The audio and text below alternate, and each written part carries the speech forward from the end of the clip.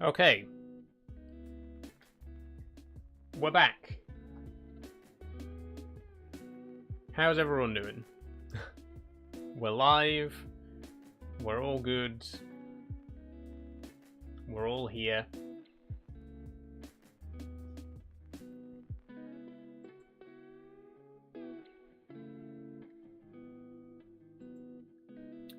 Unfortunately, all the information has been cocked up on YouTube. So now the stream doesn't have the right thumbnail, it doesn't have any description.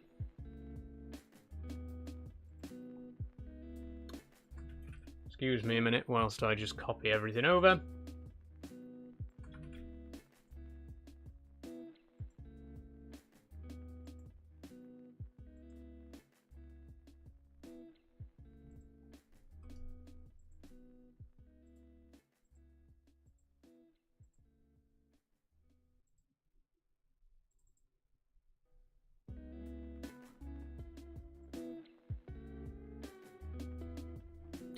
As live streams go, this may be one of the poorest starts to a live stream that we've ever had.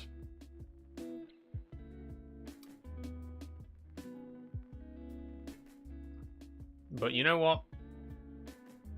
It's just my luck, isn't it? That's just how it goes for me. That's just how it goes.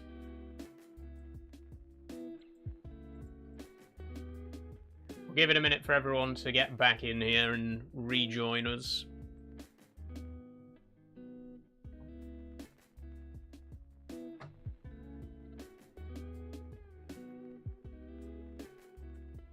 All the information should be up to date.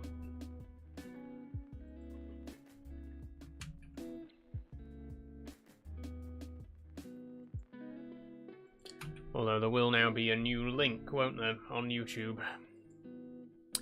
So I'd best go and post that. All the information should be up to date.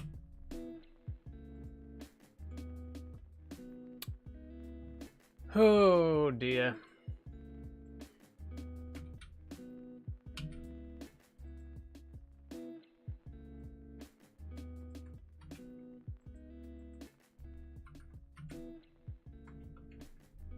Would it be very sneaky of me to just ping everyone again on Discord and delete the previous message?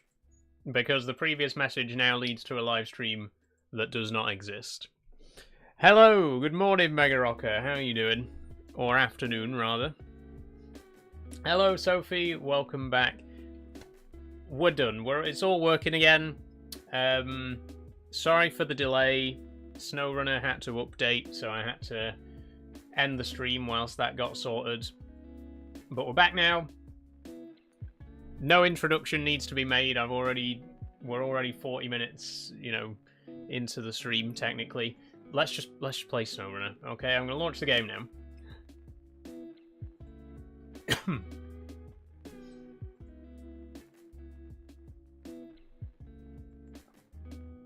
Here we go. Cut the music. Don't want to hear it anymore. I've been listening to that for 40 minutes. Switch over to the wheel cam and capture the game window.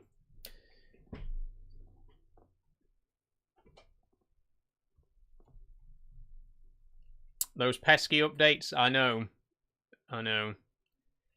Mildly annoying.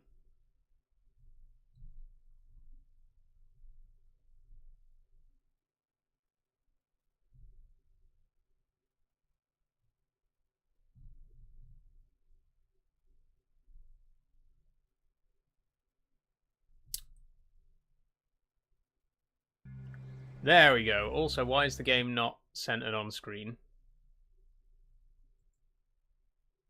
Oh, it's because... Right, hang on. My bad. 1080p. The game window's 1080p, but the stream's 1200. Right, there we go. God, I'm so professional, aren't I? You really just get the sense of someone totally in control. You know, someone who really knows what they're doing.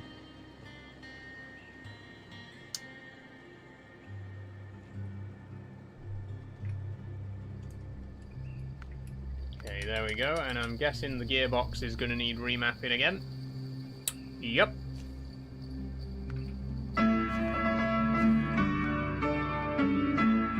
Hey, thank you for cheering 102 bits, Sophie. I don't know why the window was squashed like that, but appreciate it.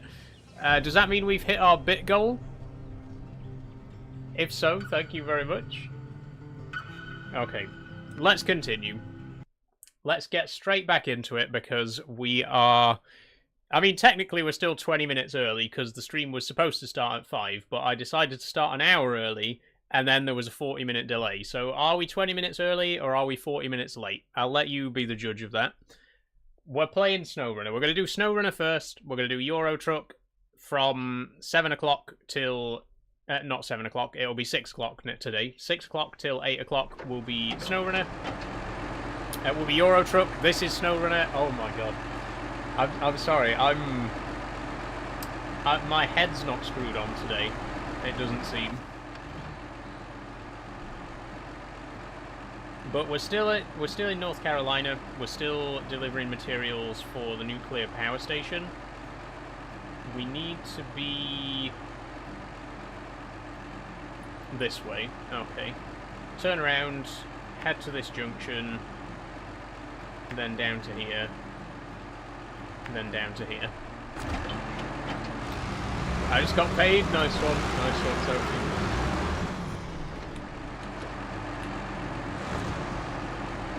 It's not letting me change camera angles.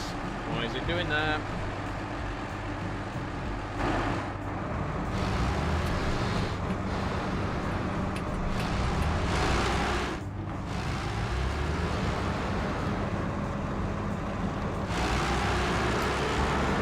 In fact, I think we'll stay in the external camera anyway.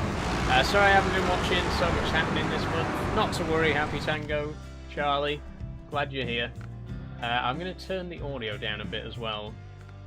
It's another one of those games where every time there's an update, all the controls, all the audio settings, everything just gets reset.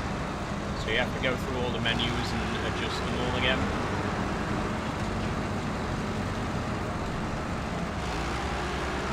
That's still quite loud, isn't it?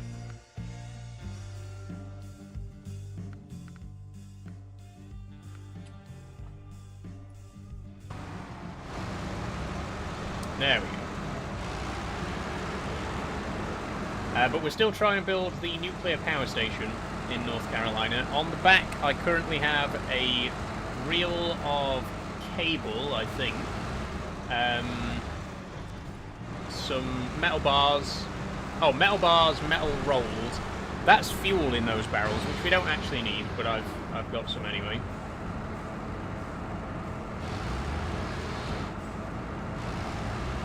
Won't be on for long, got too much on. That's alright, Charlie, that's alright.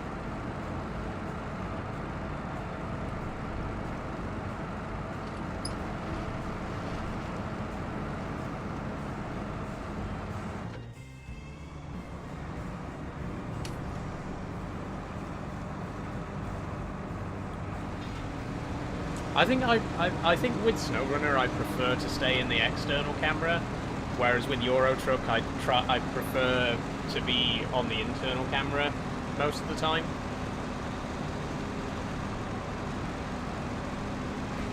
I don't know. I just look like I just like looking at the trucks going through the mud on this game. In fact, if we skip ahead to daytime, you can see it even better.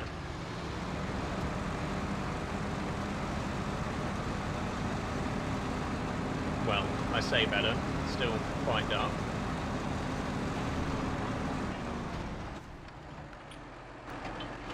There we go. Oh, look at that colour as well. Very vibrant. I just love the visuals of this game. I think this is just such a gorgeous looking game.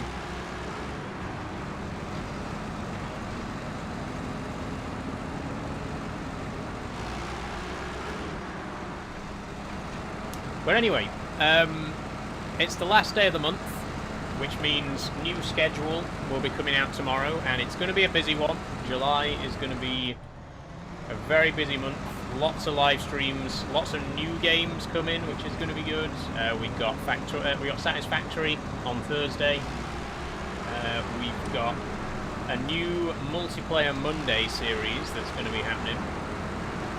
But you're still going to get 2 of all of the regular games, 2 Minecrafts, 2 Euro Trucks, 2 Horror Wednesdays, 2 Farm Sim Fridays, and 2 Sci-Fi Sundays.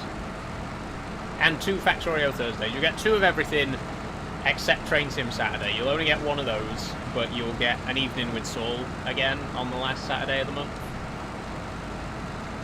And then in addition to all of those, we're doing the new multiplayer Monday series, which is where we're going to play any kind of multiplayer games that don't really fit in the rest of the week. Stuff like Mecha Chameleon, which has been recommended quite a lot, and those kind of games.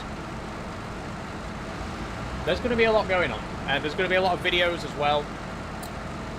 If all goes well, there will be at least 3 big videos, like 3 10-minute plus videos in July.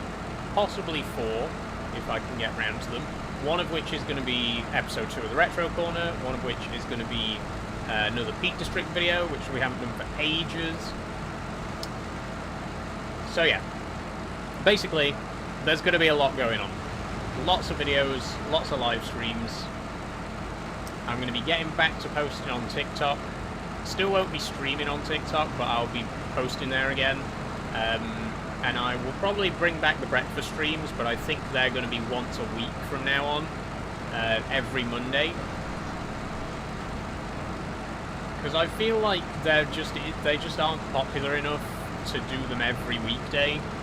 I feel like doing them once a week is enough to, you know, to satisfy everybody, and you know, you'll still get a breakfast stream. It just won't be every day.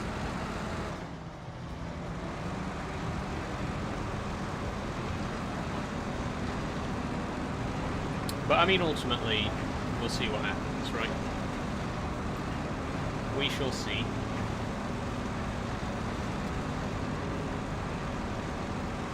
Now, have I got enough fuel to get to the power station?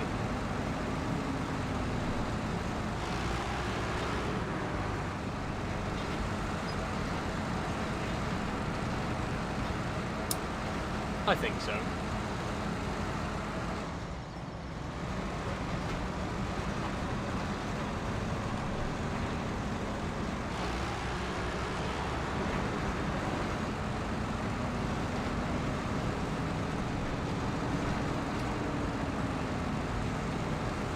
Mind you, there's only 100 litres left.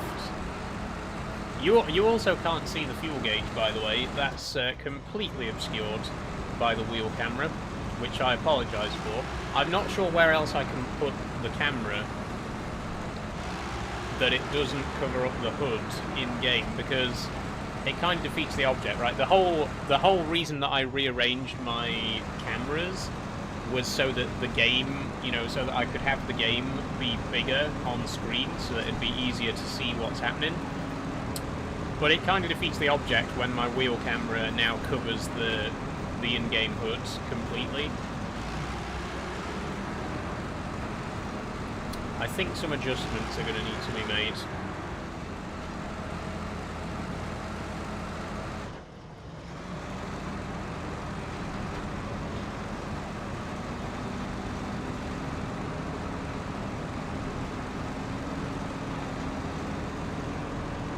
Did you see my comment about the Halloween game? Let me just have a look, Pepper Chuckle. In case you didn't know, the Halloween game comes out on the 8th of September, Deluxe Edition on the 4th, multiplayer, and there's official gameplay online in case you've not seen it. I will take a look. I will take a look. Thank you, Pepper Chuckle.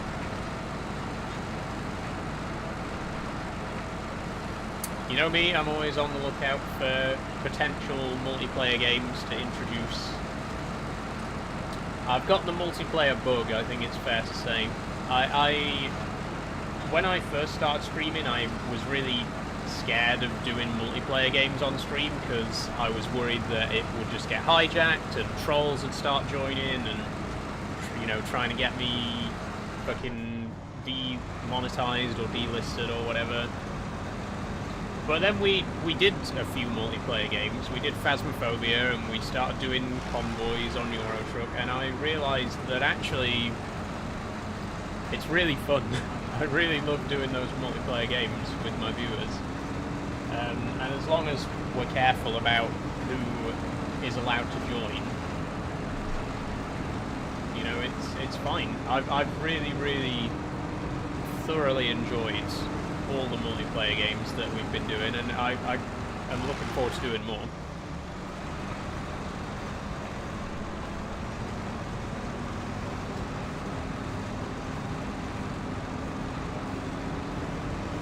Okay, we are definitely not going to make it to the power station without running out of fuel. We might not even make it to the road here. And I believe the Tatarin is completely empty.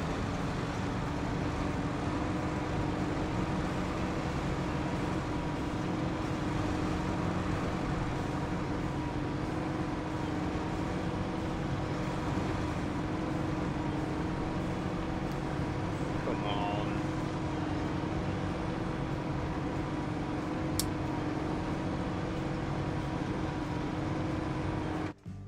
That's it, we're out of fuel. Good.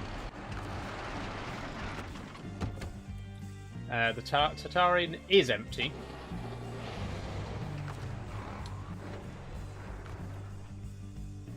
But it does have a few repair points left in it, so we can still repair some of the damage to the engine on the Zix. And I guess... Right, these fuel... We do have fuel tanks on the Tatarin, on the Mastodon. There's like a pallet full of fuel there, but I don't know if we can actually use it. No, it's not actually usable. Which means we're going to have to take the Tatarin back to the garage and get more fuel.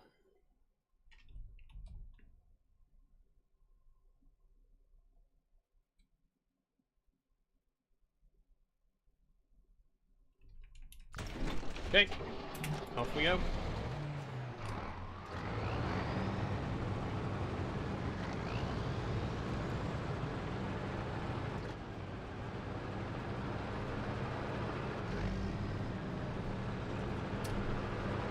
I completely forgot to open my drink, by the way.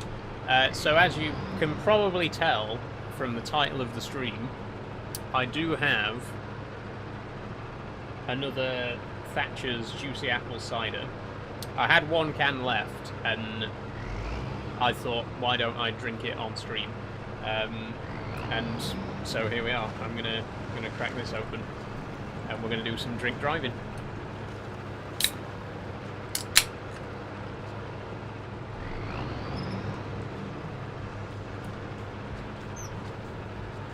Ooh, lovely stuff.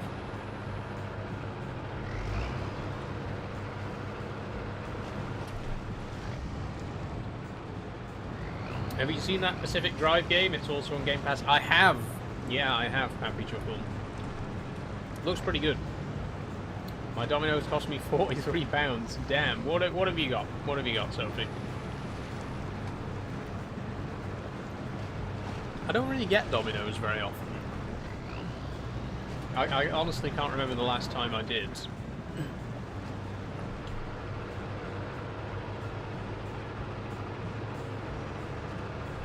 In fact, I think the last time I had Dominoes was New Year's Eve 2024, when I met up with my friends for New Year's. That was also the last time I actually saw my friends in person. Almost 18 months ago. Damn it. That's... They're busy people, you know. I'm busy. We're all busy. It's just hard to find time for schedules to line up for us to all get together again. I mean, I talk to my friends every single day, you know, but it's been so long since we've actually seen each other in person. Just thinking about it now, It actually was. It was New Year's Eve. Well, I stayed for the night, so technically the last time I saw them was New Year's Day, 2025.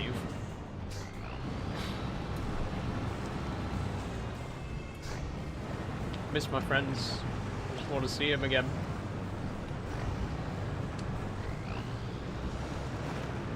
It's two large pizzas, 2 sides, and 2 large drinks, and a Red Bull. Nice one, Sophie. For me and my friend, we're watching your stream. Oh, that's lovely. You're spreading the gospel of Saul, I see. Get your friends and family hooked. That goes for everyone out there who's watching right now. Spread the good word, you know. Get me as many views as possible, please. Would be very much appreciated.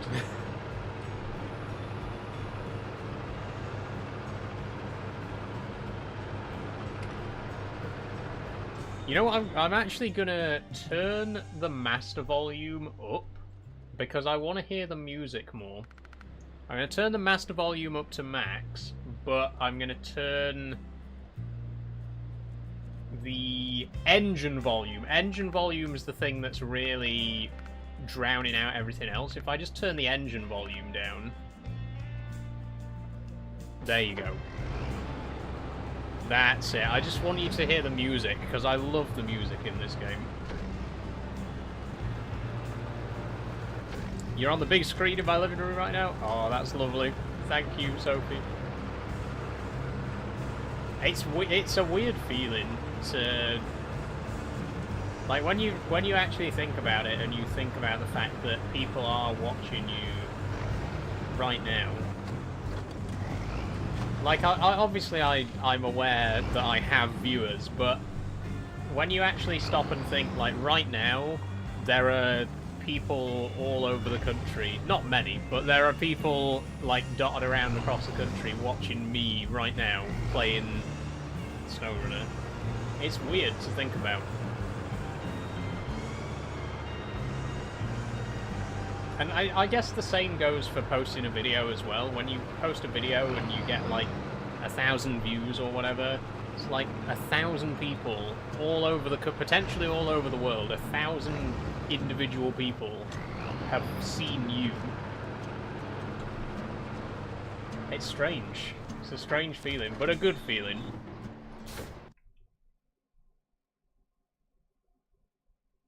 Quite literally being broadcast in my living room.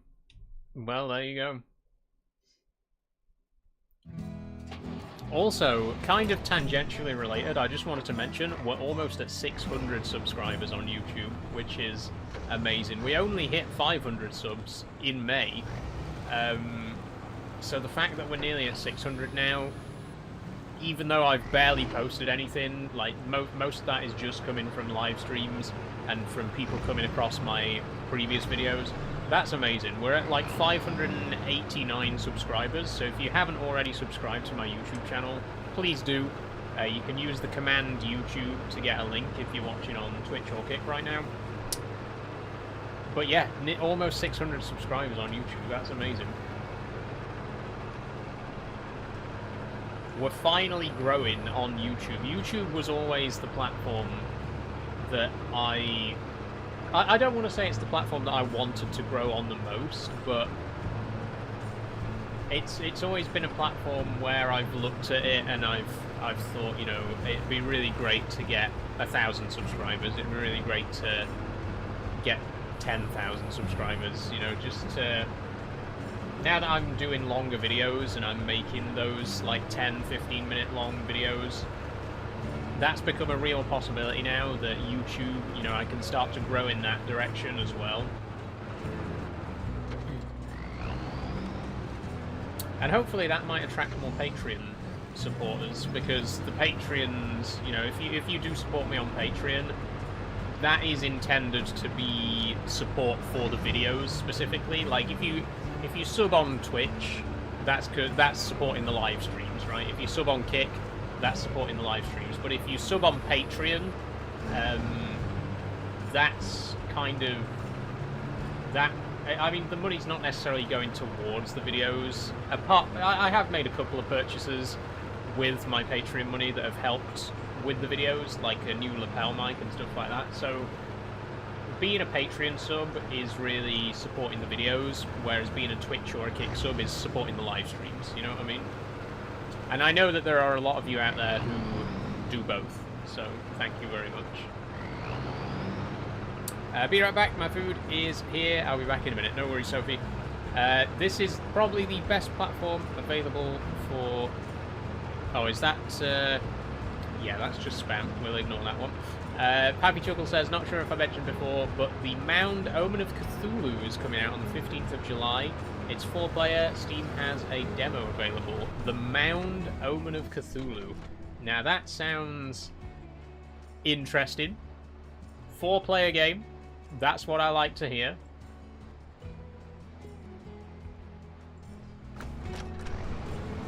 Another good candidate for Horror Wednesday.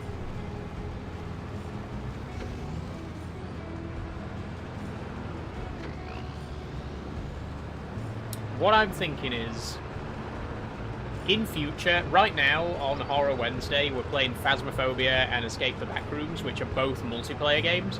What I want to do in future is start doing one multiplayer and one single player. So once we've finished Escape the Backrooms, I'm going to start playing Amnesia. I'm going to start playing through the whole Amnesia series as our single player horror game. And then once we kind of get bored of Phasmophobia, we'll move on to another multiplayer horror game as well. And I'll try and make sure that in future there'll always be one single player and one multiplayer horror game on the schedule.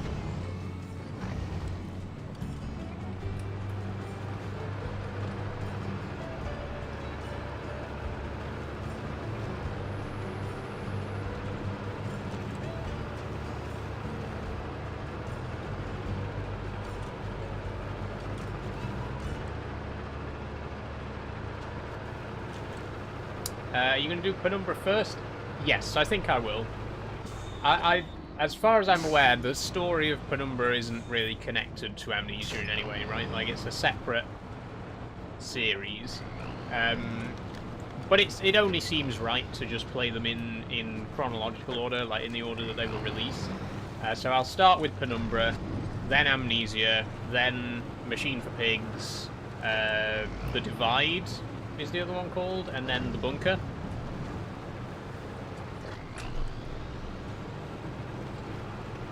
And by the time we've played all of those, Ontos might be out, which is the new game that Frictional Games are working on.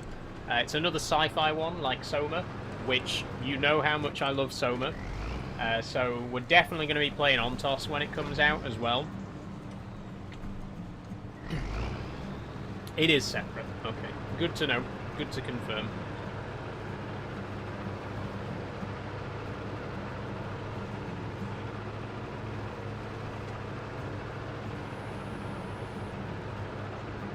But I'm kind of itching for a good story-based horror game. You know, it's been a while. We've been playing Phasmophobia for a while. We've been playing Escape the Backrooms for a couple of streams now.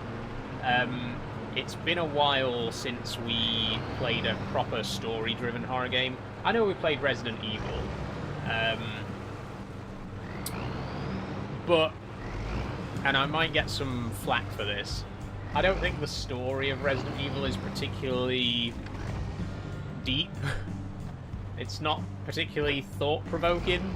Sorry if that's a bad take. But I think when you look at a game like Soma, for example, Soma I just find to be such a beautiful, thought-provoking game. Like, just it's such an artistic experience. Whereas I feel like Resident Evil, as much fun as it was, it's kind of more of a shoot-'em-up kind of thing, right? It's a lot more action-y. I think there's less. I don't think it's particularly controversial to say. I think, again, Resident Evil, great game, but it's not exactly deep, in my opinion.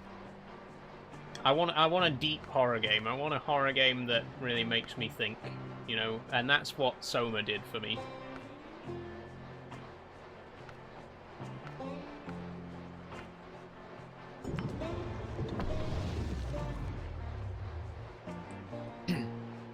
Tomorrow is Phasmophobia and Escape the Backrooms. Yes, Matt, tomorrow will be Phasmophobia and Escape the Backrooms. No Friday stream, though. The next stream after that is going to be Thursday. I'm going to be playing Satisfactory and Factorio Space Age.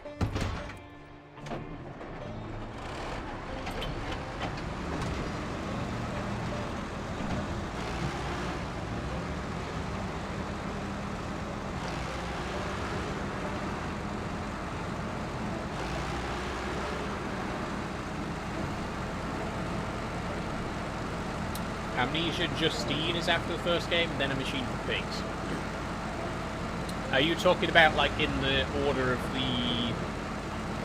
like, in-universe? Or are we talking about release order? Because I wanna play them in release order.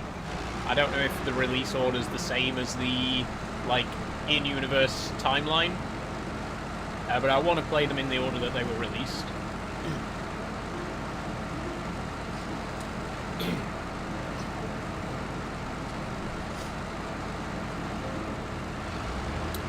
Satisfactory and Factorio on Thursday. That's correct, Matthew. And I've never played Satisfactory. I'm looking forward to it. It's going to be my first time playing. Very, very highly recommended game. Ever since I started doing Factorio Thursday, people have been saying, you should play Satisfactory. It's like Factorio, but 3D. That's pretty much all I know about the game, is that it's like Factorio but 3D. I don't know anything else about it other than that, because that's what people keep telling me.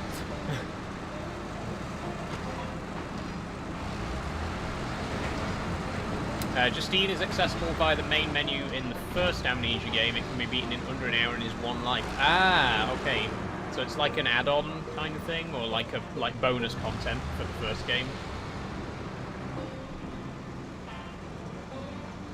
I see. Well, I will do my very best to make sure that I play everything in the correct order, and I don't miss anything.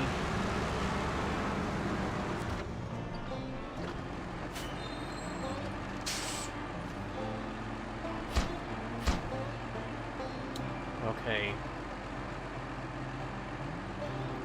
All we need is one metal beam. Well, one stack of metal beams is all we need to finish building the nuclear power station. Now, unfortunately, there's nowhere else in this map area that we can get metal beams. This warehouse here doesn't have any. This warehouse here doesn't have any. This warehouse here doesn't have any. And I think those are the only warehouses in this area. So we are going to have to drive back to Pineline Bay, because if I check the global map, Pineline Bay, there's a warehouse. Oh, over here. We have to go to the metalworks, which is way, way over here. So it's a long trip. It's a long trip we've got ahead of us. Might be a good idea to take the scout there first and, you know, see what we're getting ourselves into.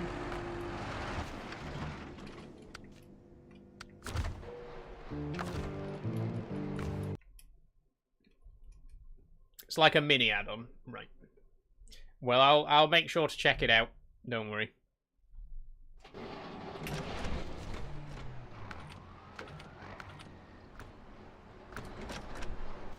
Okay, we're gonna go probably left. We'll go left, and we'll just try and unlock the 2 watchtowers. That'll give us everything we need to know. That'll open up the map for us.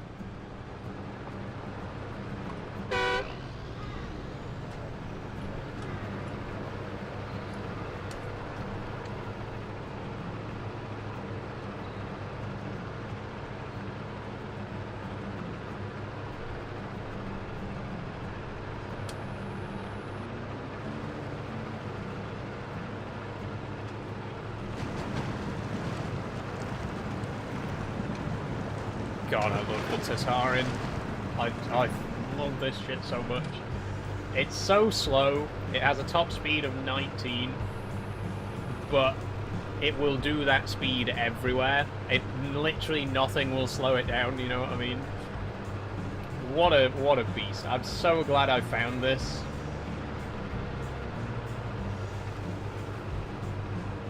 It was in the... It's in the Taymyr region. I forget which map it's on specifically, but it's in the Taymyr region. You can find this truck. What a brilliant scout. Like, just absolutely phenomenal piece of kit to have.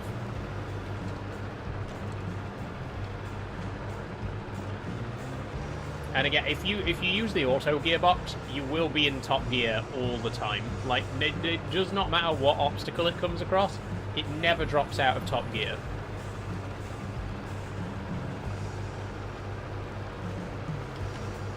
Ooh, what's this?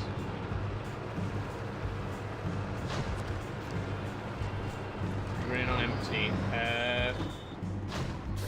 Go on, tell me more. Tell me more. What's the situation? I like that trailer. Step deck trailer. We dispatched an order to another factory, but the truck set out with an empty tank somehow. Needless to say, it didn't get far. Can you get the goods to their destination? What, this?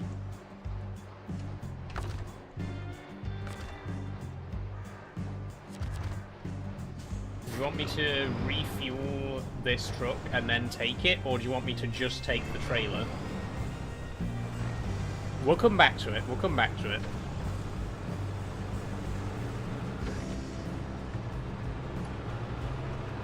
The power station's more important right now. I really want to see this power station built. Right, how are we getting up here? This seems like a good entry point.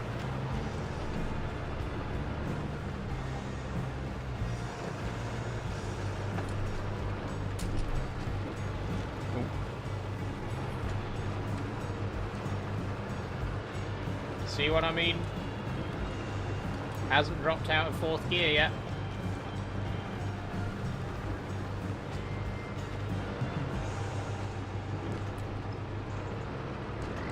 Oh, it might here though. This might be too much for it. Yeah.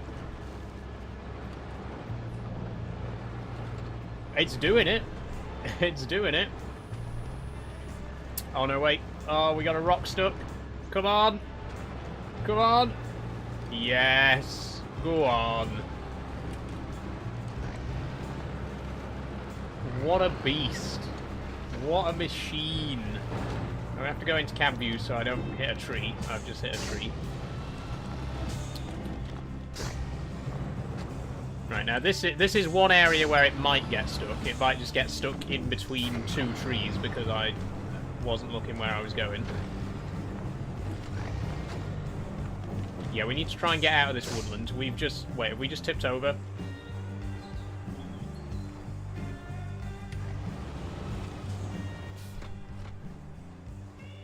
Oh, we're very close, though. We're very close. If I can just get... There's a path just ahead of us.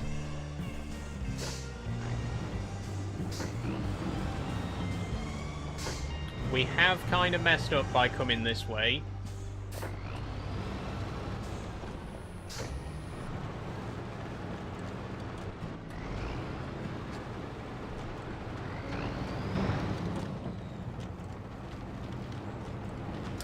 And yeah.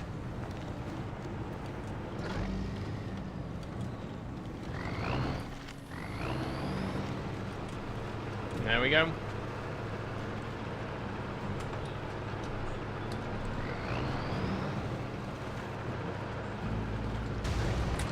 Woo! I was not looking where I was going.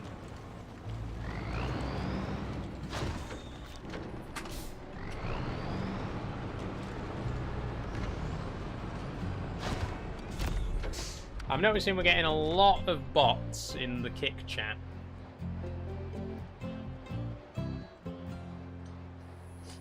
I was saying the other day, I have noticed, I've only been on Kick for a short time, but I have noticed that Twitch seems to be better at dealing with the bots. Usually, whenever I get a bot message on Twitch, it just disappears immediately. Like, Twitch is so on top of it.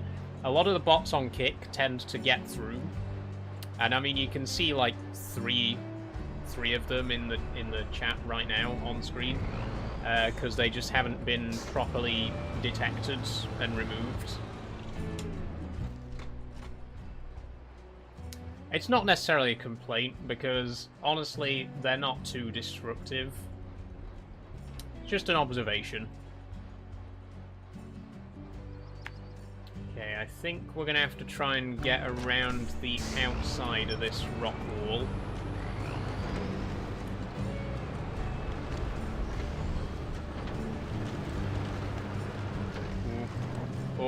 Oh, we may have made a mistake. We may have made a mistake. Come on. Oh, Jesus. Oh, and we've tipped. Shit. Okay, well, we found the Tatarin's limit, and it was apparently driving down this nearly vertical rock face. Whoops. It's okay, we won't hold it against you, Tatarin. You did your best. So what we're going to do this time is... I'm just going to follow the road. I'm literally just going to follow the road. May as well.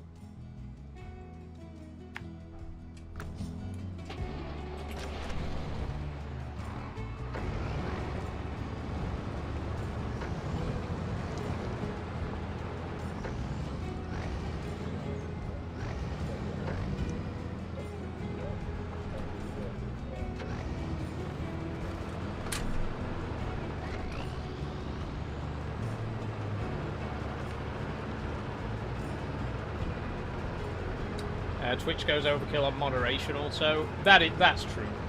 That is true. I mean, nowhere near as bad as TikTok, but yeah.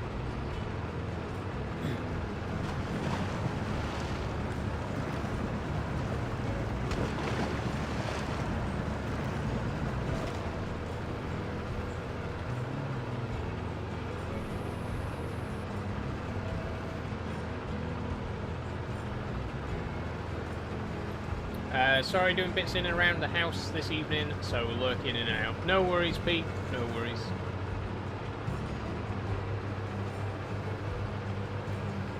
Hope you're doing well.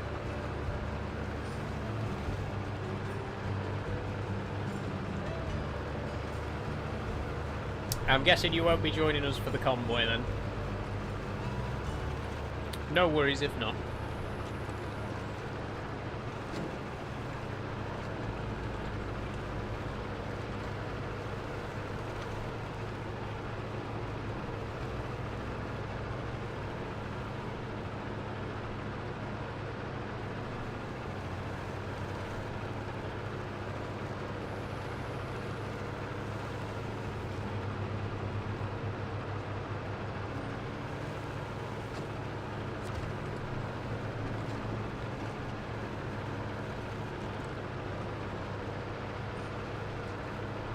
I'll see how I get on, if that's okay. Have family coming over in a bit, unsure what time. It's okay. If you can't join, that's absolutely fine. I'm probably going to be doing Euro Truck about 6 o'clock till 8 o'clock. But again, if you can't make it, no worries.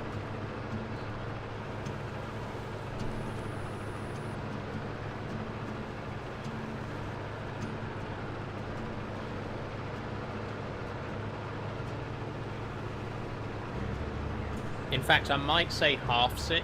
I might play Snowrunner for a bit longer because we had a bit of trouble at the start of the game. At the start of the stream, I had to update the game, which took a bit of time away from Snowrunner today.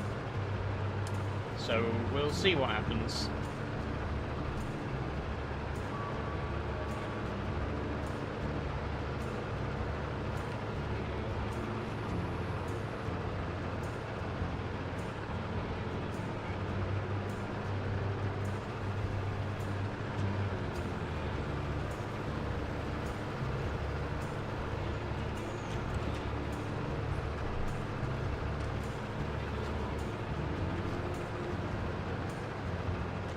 Yeah, this is what I expected. This is what I thought.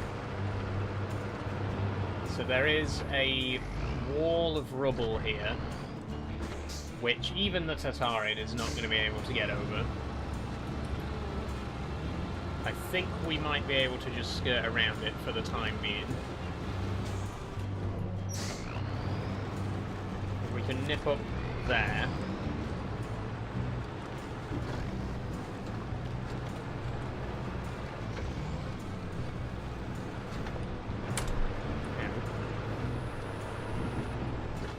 Woo. Come on. That's it.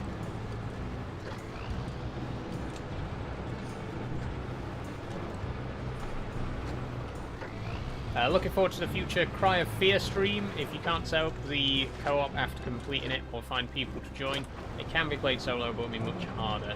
Thank you, Krabby Chuckle. Cry of Fear is on the list, don't worry.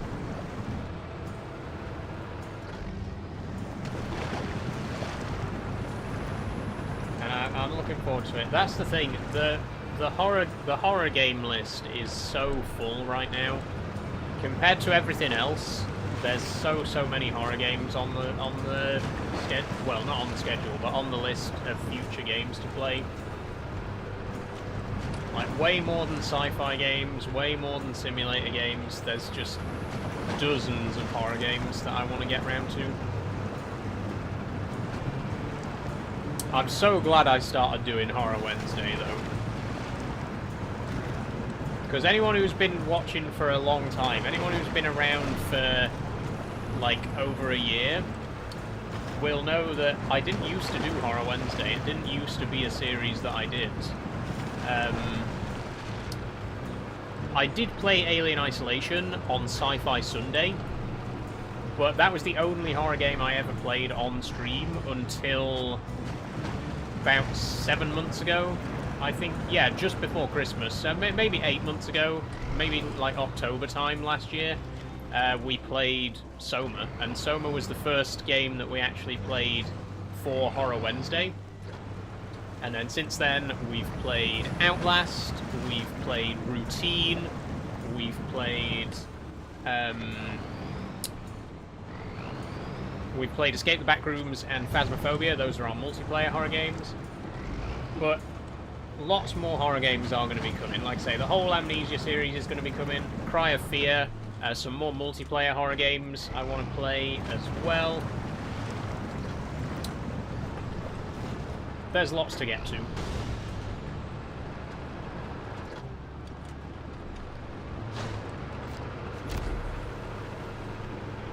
Yeah, just push straight past that, no worries.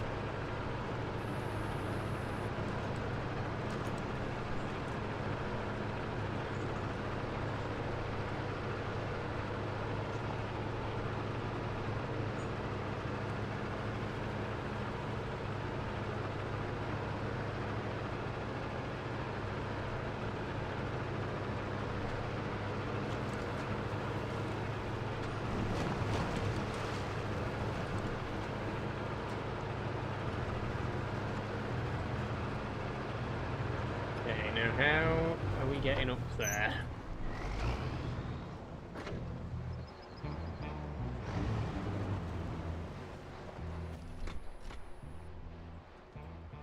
Ooh. That looks quite exceptionally steep, I've got to say.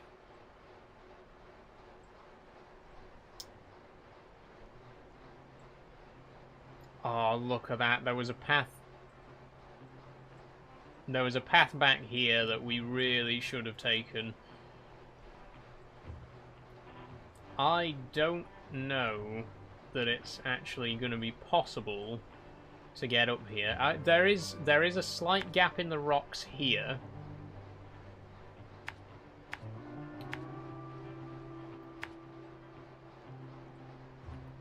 If we can get up to this road, follow it to the junction, and then back along,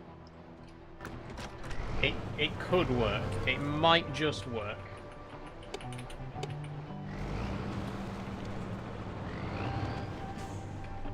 But it's going to be a struggle. Oh, it's going to be a tough one.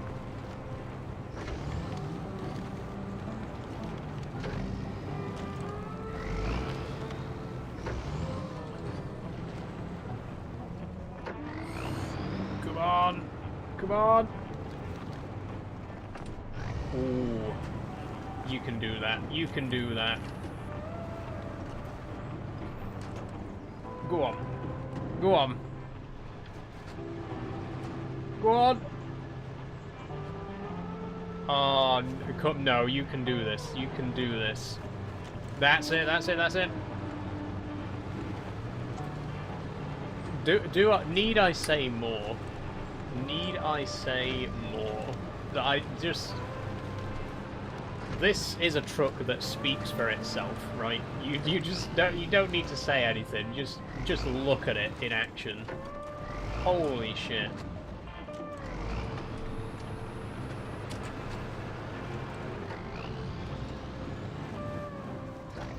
The Walking Dead Telltale games were good, obviously much more story focused. The entire series can now be bought on Steam for £10. Oh wow, that could be good. I did play a couple of the Walking Dead Telltale games back in the day.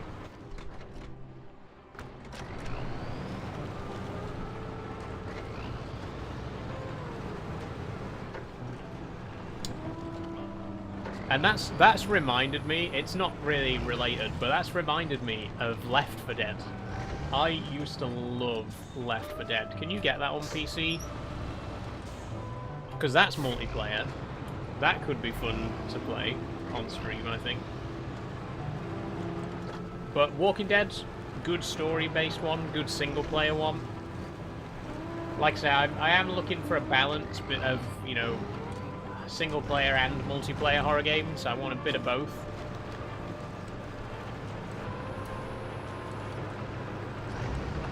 I'm making a list.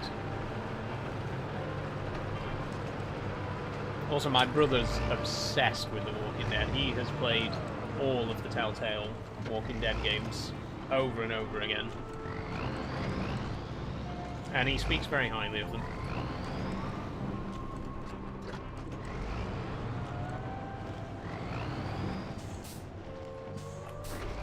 We made it! We made it to the last watchtower on this map. Launch observation. Ta-da! Oh, there's a transporter bridge. Ooh.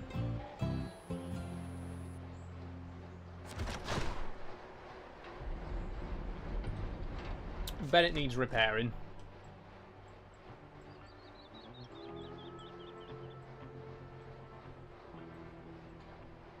Oh, there's another... Wait, there's another watchtower?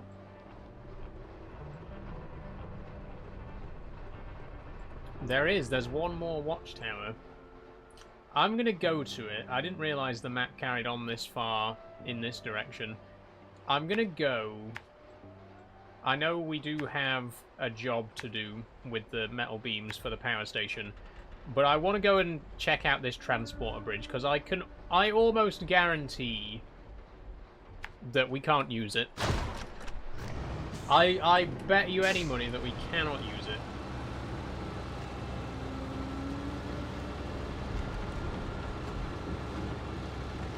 Left 4 Dead 2 has all the campaigns from Left 4 Dead 1 and access to the Steam Workshop, so custom campaigns. Ooh. In that case, definitely I'll put Left 4 Dead 2 on the list. Did you ever play Back 4 Blood? I never actually played that one. I've heard that it didn't quite live up to the originals, but I don't know, maybe... Definitely I would like to play Left 4 Dead. But if Back 4 Blood is any good, we could check that out as well at some point.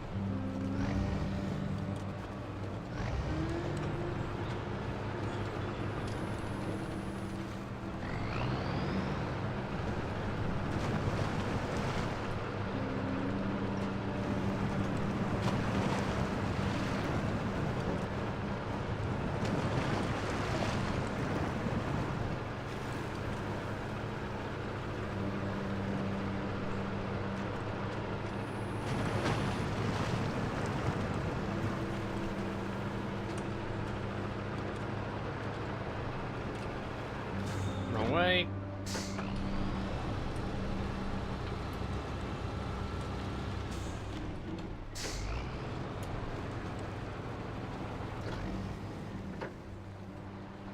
Oh, by the way, I was looking at wheels the other day, I'm genuinely considering upgrading my wheel this year, and I was looking at other sim wheels, and oh my god, I did not realise how tiny this wheel was. People keep telling me, whenever people join my stream and they see me driving with this wheel, there's always someone who's like, why is your wheel so small?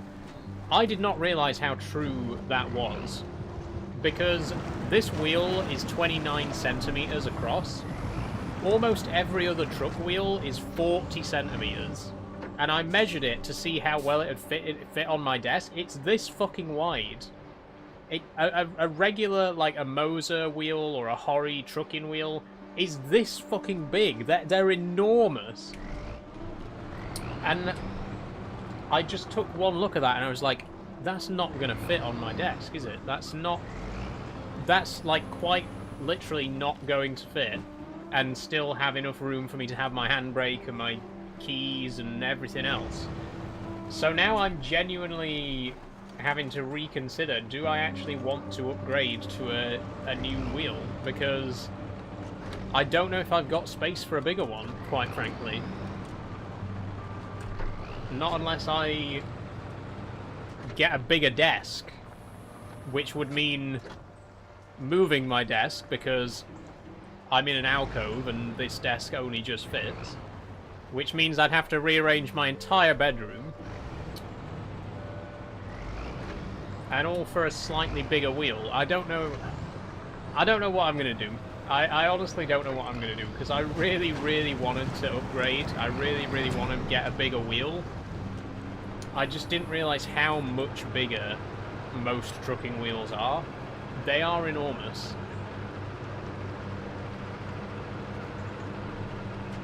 And yeah, this is a tiny wheel, I see that now.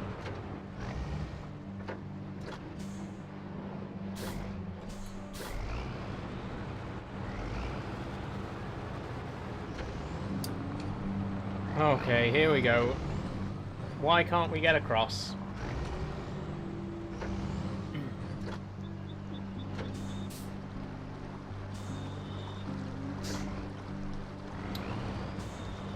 You know, what hurts the most is that it doesn't even tell you that you can't go across. You just can't. There's no, like, marker that says, oh, you have to collect this equipment, or you have to do this mission to unlock this bridge. It's just completely inaccessible. You just can't use the bridge. What a disappointment that is.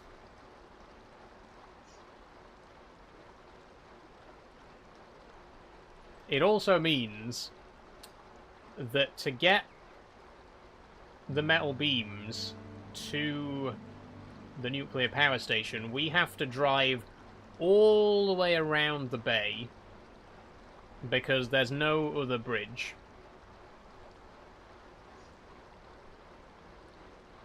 All the way around the outside of the map, pick up the metal beams, go all the way around the outside again in the opposite direction to get back to the reactive zone.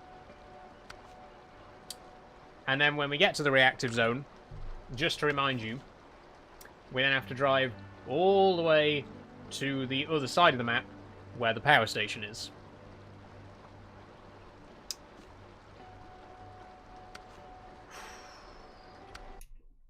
This is going to be fun.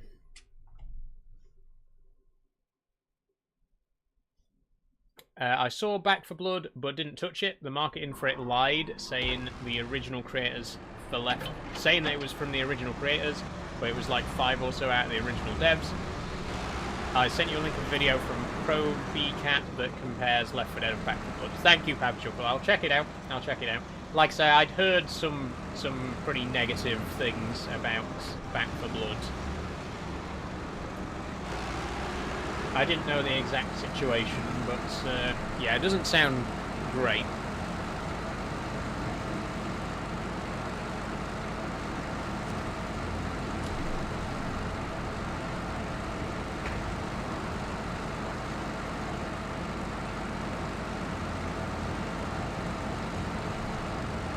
What's this?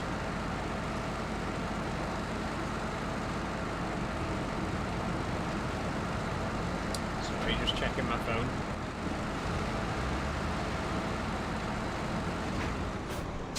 That's why you don't do that.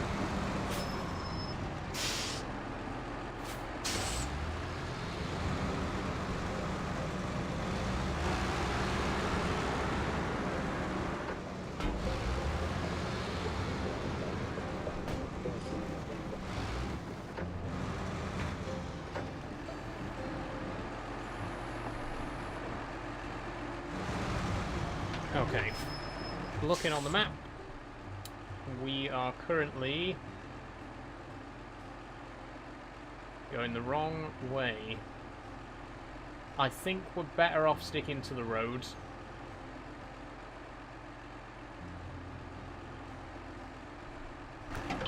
I really feel like just with this truck, in this configuration, with this really long trailer, that's hitched really far back, I think we're better off just sticking to the road for the time being.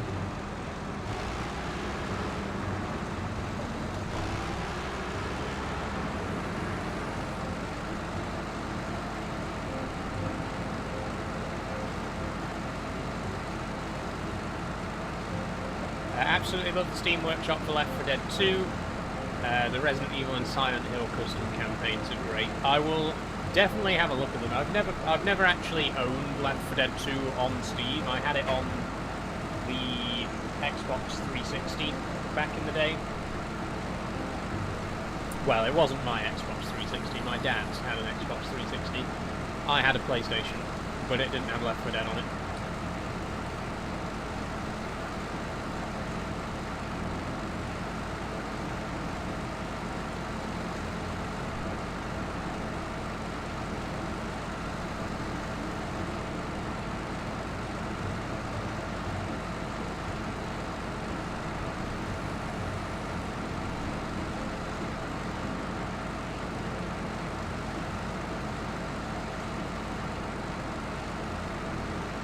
Since we're sticking to the road, we might be able to stay in the cab view for a while. Very unique cab design on this truck because it's got a split cab.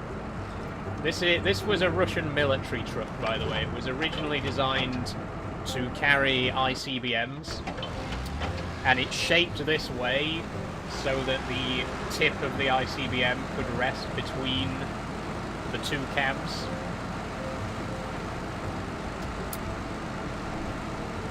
A little bit of history there for you.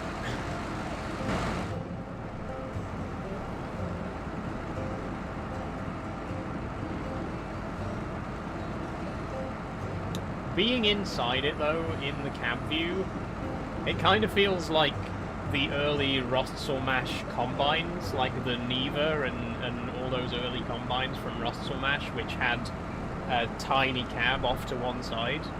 It feels like that. It feels like I'm driving a combine harvester right now. Very old Russian one.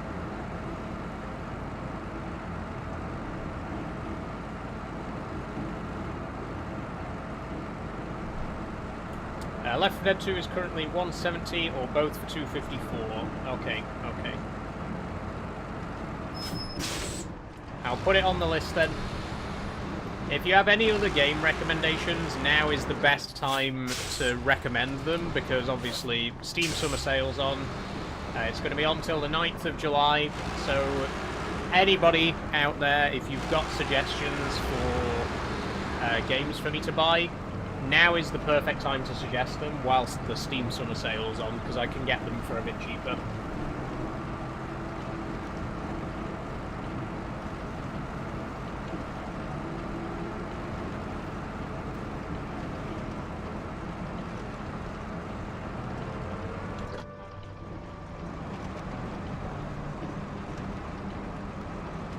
We're about to run out of fuel again, by the way.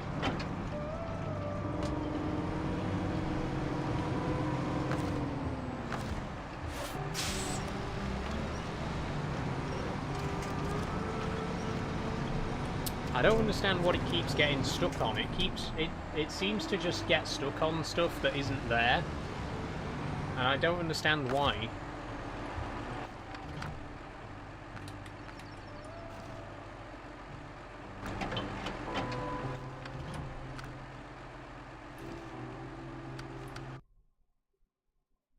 And it's always the Tatarin that has to keep coming to rescue it.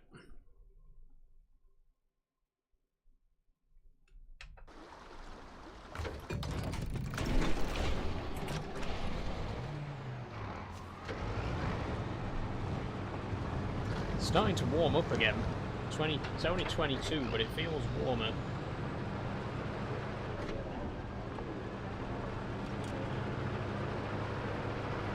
I'm just glad the heat wave's over, though. Man, it was awful.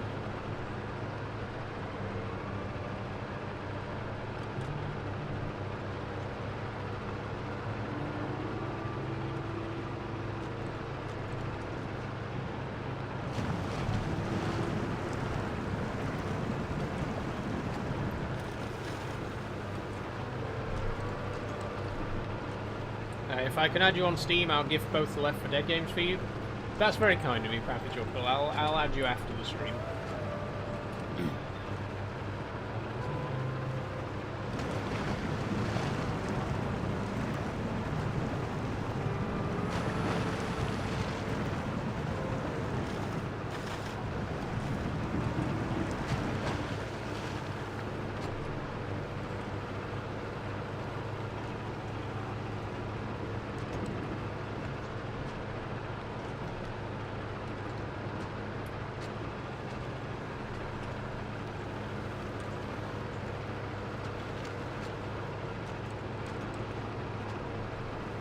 It's been another quiet one, I've got to say. I have definitely noticed since we stopped streaming on TikTok, it has led to much quieter streams. I'm hoping I can fix that next month by making more videos, because Twitch and Kick are both platforms where you can't really grow organically on those platforms. You have to reach out to other platforms to grow your audience, you know what I mean? And that's one thing that I typically use TikTok for, with like I post a lot of short videos on TikTok usually, which attracts people to then go and watch on YouTube or Twitch or wherever else they want to watch. And I want to start getting back into that next month. I want to start making short videos again, and also making long videos again to get more YouTube subs. But all of that will hopefully drive more viewers towards the live streams as well. It doesn't really bother me which platform people watch on, you know, anywhere's fine. Just as a whole, like the combined total viewership, I want to increase.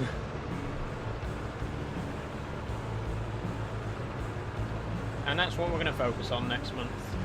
Trying to build up a bit more viewership. Get a few more regulars.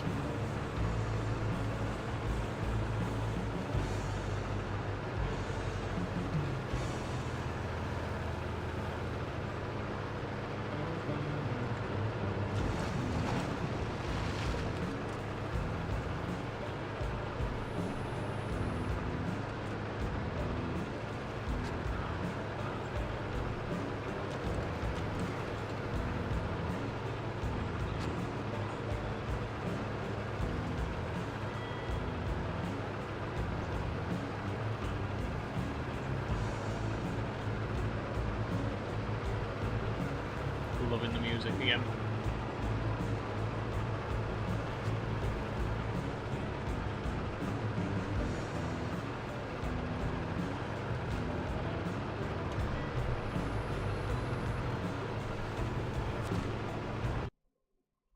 I look so washed out on the wheel cam. Literally, look at how white my hand looks on the wheel cam, and then look how not white my face looks on the face cam. That is quite a difference in exposure there between the two cameras, right? It's the wheel cam is a very, very cheap camera though. The one that's looking down at the desk. Very cheap camera. My face cam is a Logitech C920, which is kind of low end. but it's good quality. I am still looking at upgrading it. I want to get the Elgato Facecam Neo, which I was going to buy back in April. You probably remember the ordeal that I had with trying to buy that webcam because the place that I bought it from was out of stock.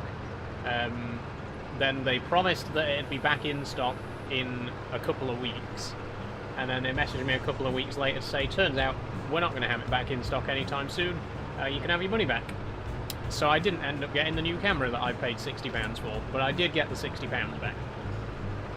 And I do still want to get a Facecam Neo. If I can stop spending money on buying new games. Which I have been buying a lot of recently.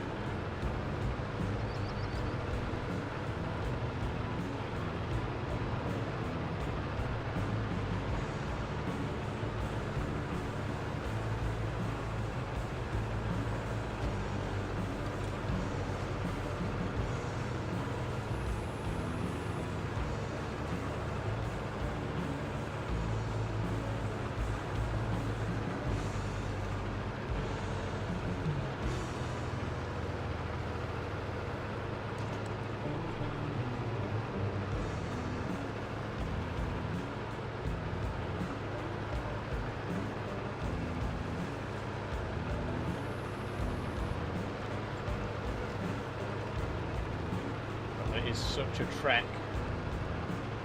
Such a trek with a very slow vehicle.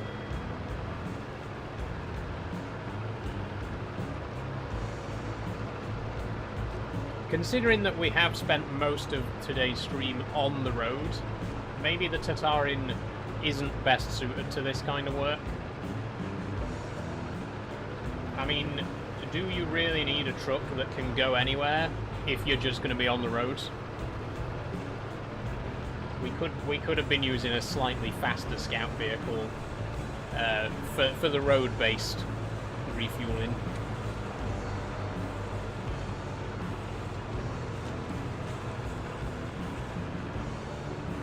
In fact, we could whip the Marshall back out. We haven't used the Marshall for a while.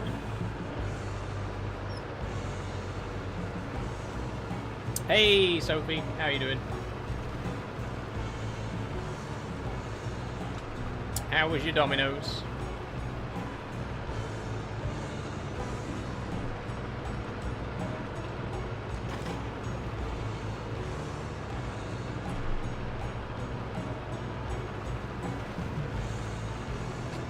It was lovely. Good, good.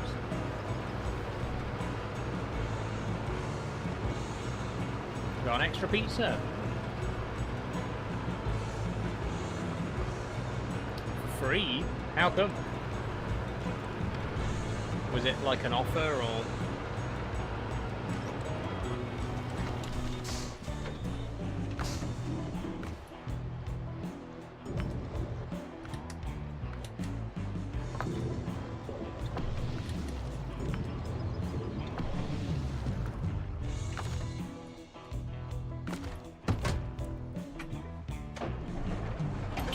Okay, there we go.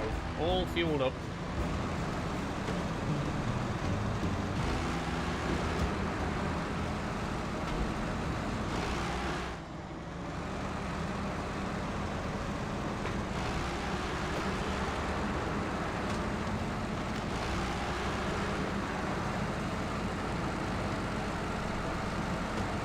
Hey, Julie on Kick, how are you doing?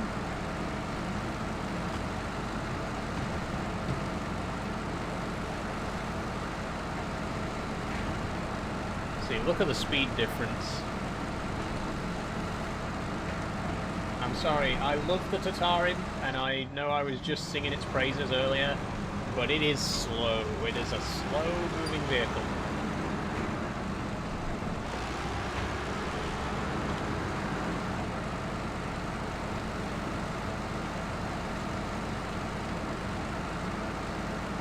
I mean, this is positively supersonic in comparison.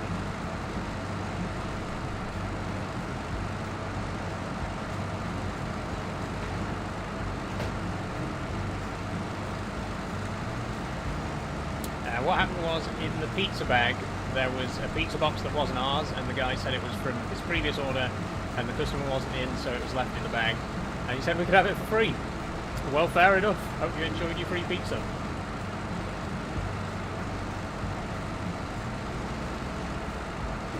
What pizzas did you get, out of interest?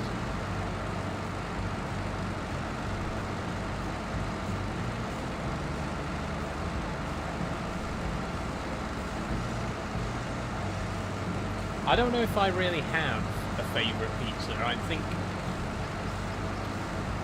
I'll just get whatever. I think pizza is very mood-based, you know, it's just whatever I fancy in the moment. Like, when I order something like McDonald's, I always have a go-to order in mind. It's either a Big Mac, or if there's a special on, I'll have whatever special burgers are on. That's like my go-to. But when it's something like pizza, I don't know. It just depends what mood I'm in, you know.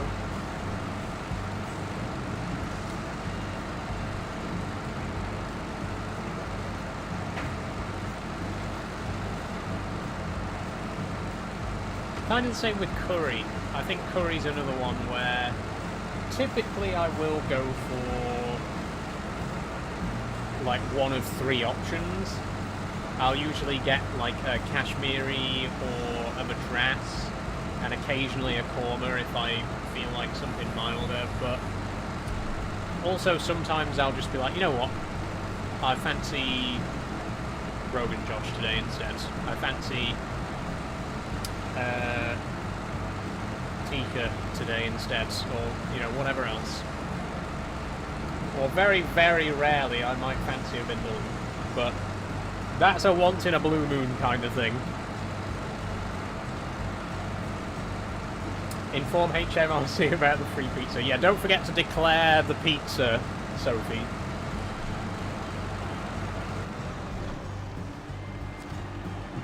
Or they'll have you. They'll throw away the key, you know.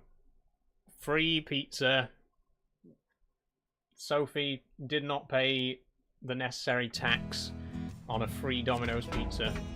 That's what they'll do. We had a pepperoni passion, Texas barbecue, and the free one was a mighty meat. Mighty meaty. Lovely. Lovely. Texas barbecue, good. Pepperoni passion, good. Mighty meaty, good. All good. All good pizzas.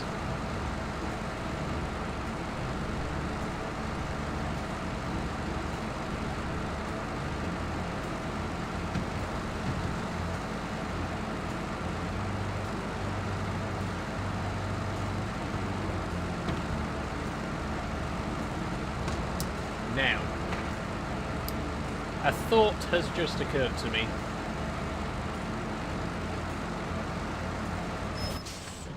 I've just remembered that there is quite a significant roadblock here, which this truck may struggle to get around.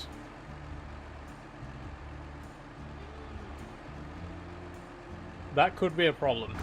That could be a pretty significant problem. For now, we'll just proceed as we are, and we'll cross that bridge when we come to it. We'll cross that rubble when we come to it.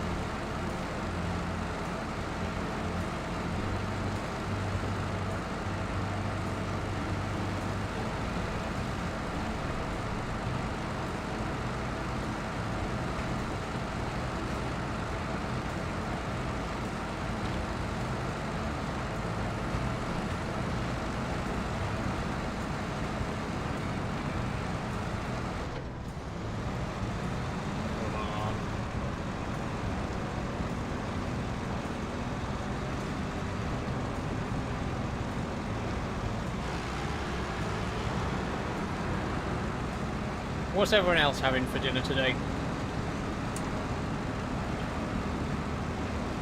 I haven't decided yet, truth be told.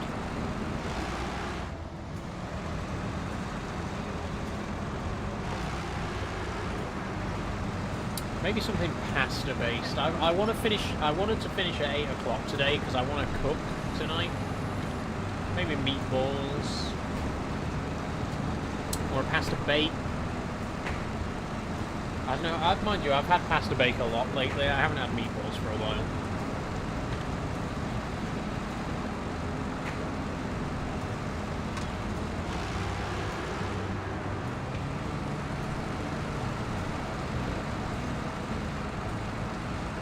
Saul's out with the balls again. Oh, no, no.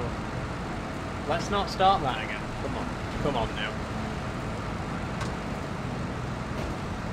I eat a lot of pasta though. Pasta is like my staple.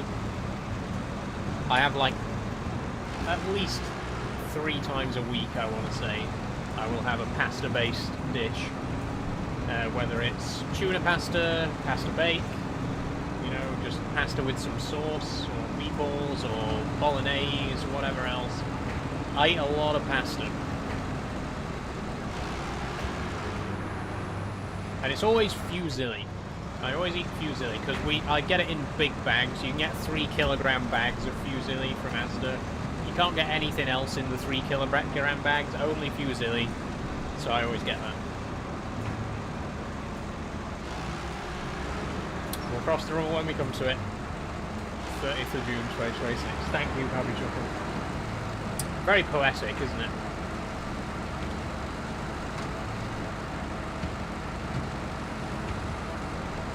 Where is everyone tonight? It's very quiet, isn't it, Sophie? It's very quiet.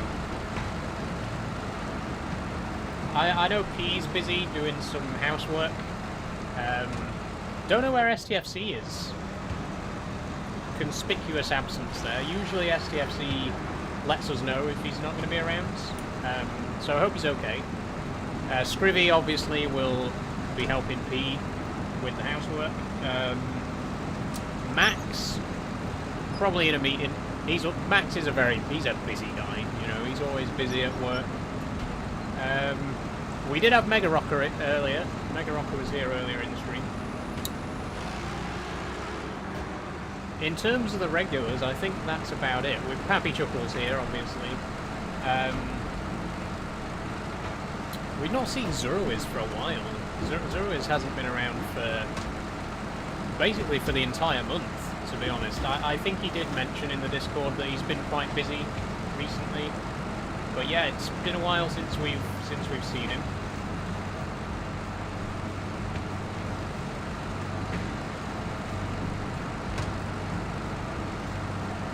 I don't know if Charlie's watching.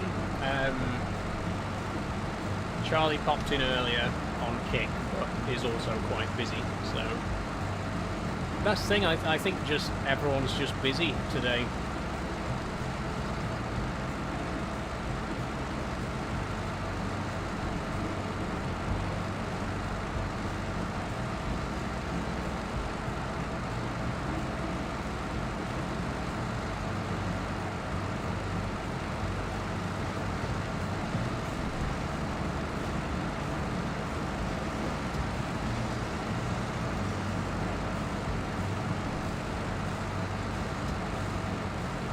I'm back. I was FaceTiming with my daughter.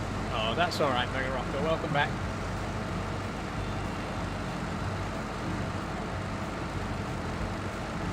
It is 6 o'clock, by the way. I'm not going to switch over to ETS2 just yet. I kind of want to deliver these metal beams first.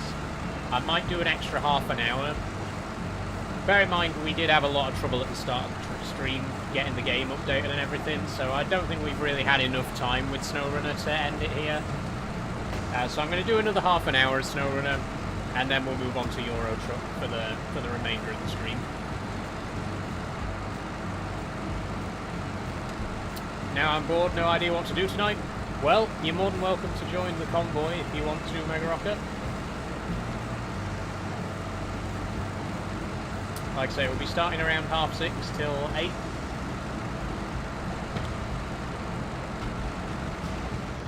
Oof. Oh, that was quite a whack. That's not good.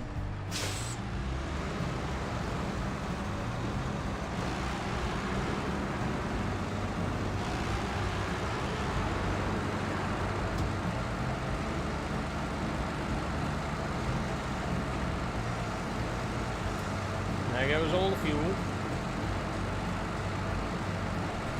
No changes to load order. Shouldn't be, no.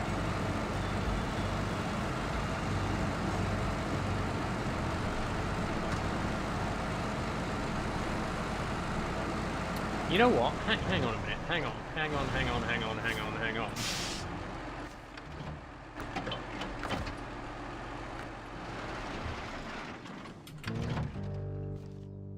We've only got one load of metal beams still to transport, right? So why are we using this huge fucking semi-trailer when we can fit it on a flatbed sideboard on a smaller truck? We can use the Tatra. Just get the Tatra out. That can fit metal beams in the back of there. Why are we lugging around this massive semi-trailer when this is all we need? Okay, change of plan, everyone. It's Tatra time again. If the lights will come on. Thank you. How much of Left 4 Dead did you play? Was you planning on playing through all the normal campaigns first and then some custom campaigns? I've played it all. I've played through both games back to back. But I probably would play through them again. Like before we do any custom maps or anything like that. I needed to change the salt lick in my horse stable and back. Welcome back, Sophie.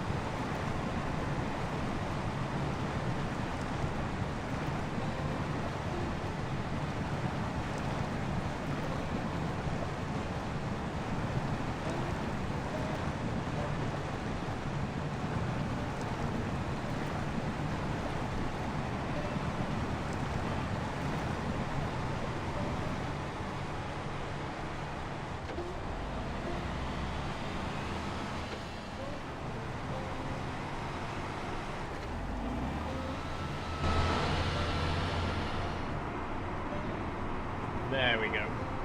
See, the Tatra can go much faster than the Mastodon. It's much smaller than the Mastodon, which gives it a lot more manoeuvrability. Okay, maybe not faster. It actually seems quite slow now in comparison.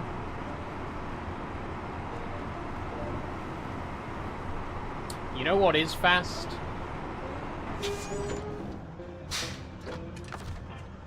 It's gonna be incredibly risky, but the Bandit is very fast. The Bandit is a fast vehicle.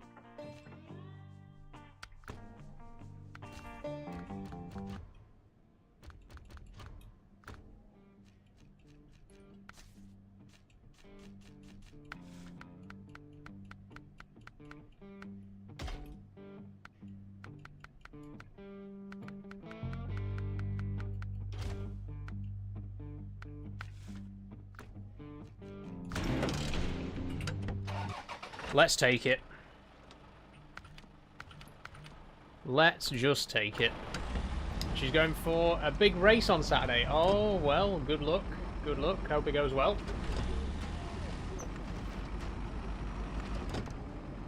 There we go now. There's some speed for you.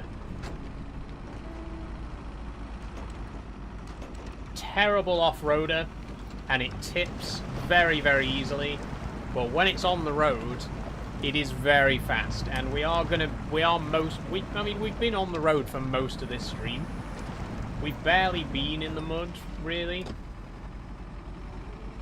This is honestly the Bandit's time to shine. This is the perfect job for the Bandit.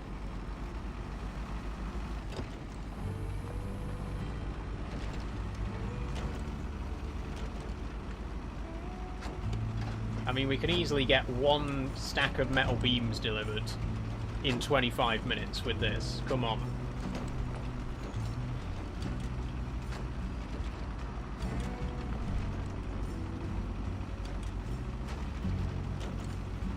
Okay, there might be a bit of a bump.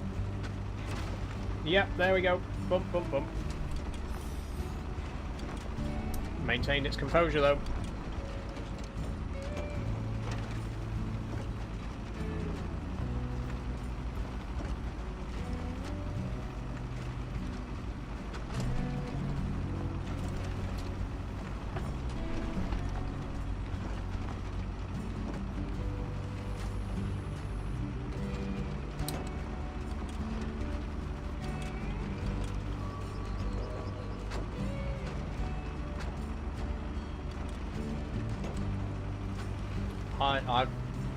I'm impressed. I'm quite impressed with the bandit today.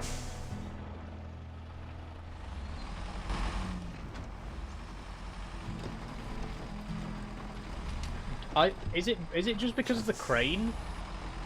Does the crane really make it that top heavy that just taking off the crane fixes everything?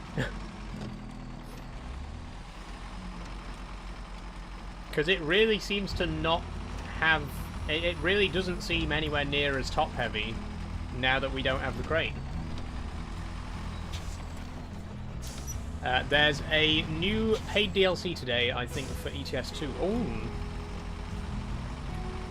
equipment, or if it's a paint job, I'm not really interested. I don't really buy the paint job packs. If it's a cargo pack or a trailer pack, I will have it.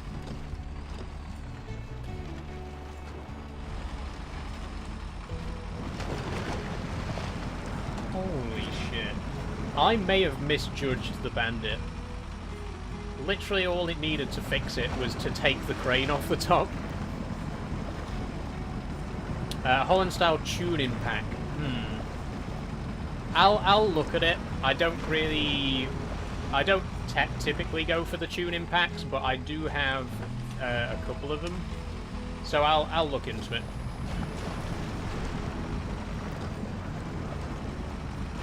I do have a demographical question about what I want to post on TikTok and YouTube. Go ahead, Sophie, go ahead.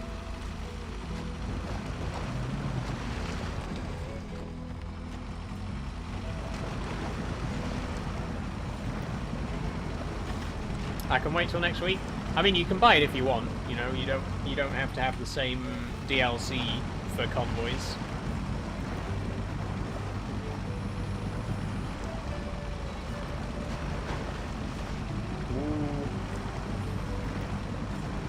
Come on. Take it easy.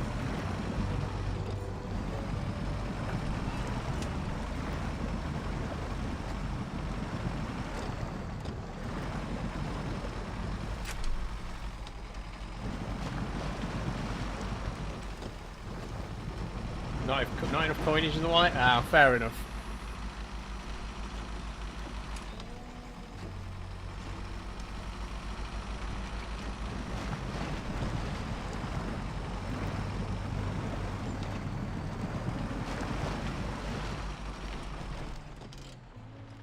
How much further is it? It's not too bad. It's just to the ender here and then turn right. I don't think we'll get the actual cargo delivered today, but if we can pick it up today and then deliver it in the next stream, I'd be okay with that. Next Trucking Tuesday will be on the 14th.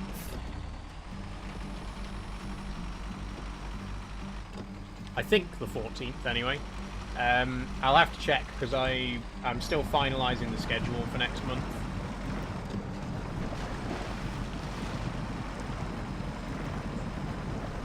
But it's more or less sorted. It's going to be 2 Minecrafts, 2 Euro Trucks, 2 Horror Wednesdays, 2 Factorio Thursdays, 2 Farm Sim Fridays, and 2 Sci-Fi Sundays.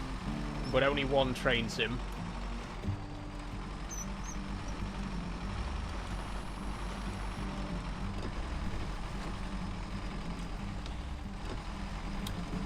I want to start uploading horse content, like racing care, aftercare, and everything in between, because the horse racing industry gets a bad reputation.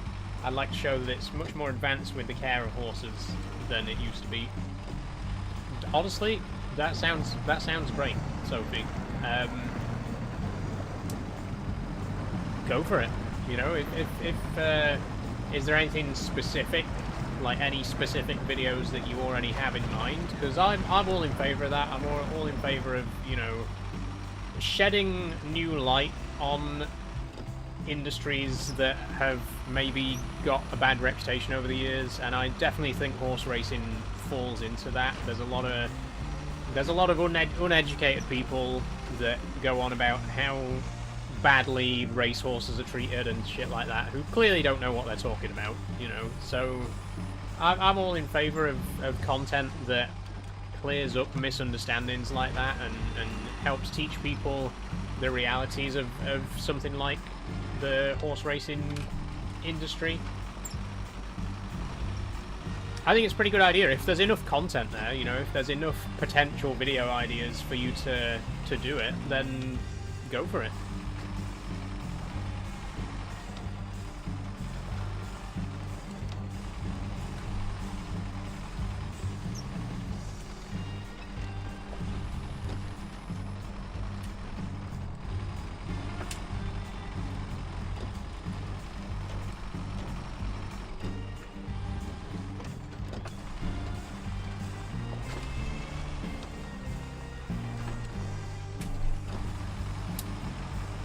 I think I actually love the Bandit now.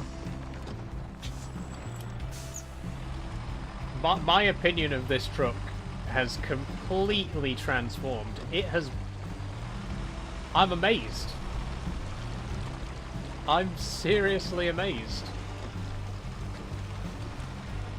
The thing is, like, if you've seen my previous Snowrunner streams, every single time I drive this truck, it tips over. And it turns out the only reason it kept tipping over was because it has this huge fucking crane on the back of it by default. All I had to do was remove the crane. It's nowhere near as top heavy as it used to be. And it's actually pretty fucking good now. Holy shit, the Bandit is a good truck. Who'd have thought it?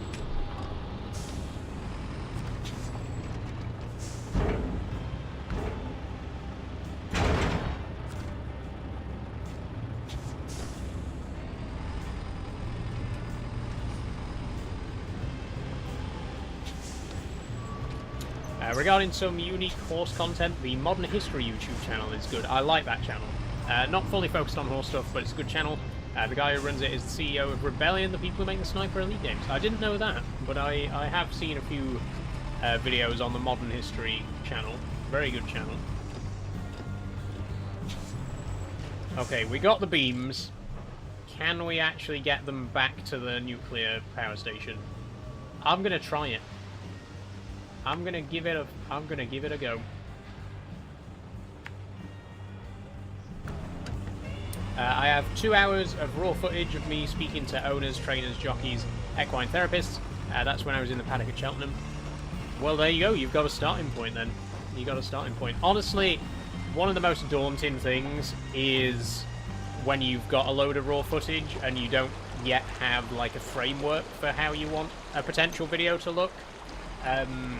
I do typically put a lot of planning into my videos, but my Peak District videos specifically, I never plan those. I just go out into the Peak District, film as much as I can, and then I get back and it's like, right, you've captured over an hour of footage of you just walking around some hills.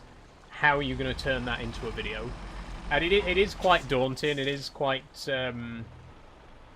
you know, when you first sit down with the raw footage and you don't have a clear idea of what you want the finished video to look like, just getting it all in order and deciding, right, this, you know, what's going to be used where. And I've kind of seen the same thing since I've started doing the Heritage Railway stuff on Instagram as well. Like, I'll go along to a Heritage Railway and I'll capture hundreds of photos and hours of footage, and then you get back and you're like, right, where do I start? Where do I even begin to organize this stuff so that I can start posting it? I think, honestly, it's one of the hardest things about making videos is when if you don't have a plan from the start, but you've got a load of raw footage.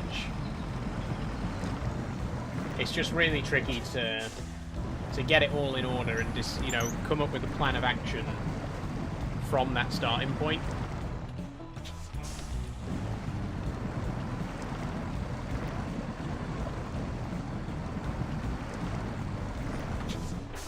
But it sounds like you do have plenty of footage, you know, it sounds like you do already have a good, you know, base to go off.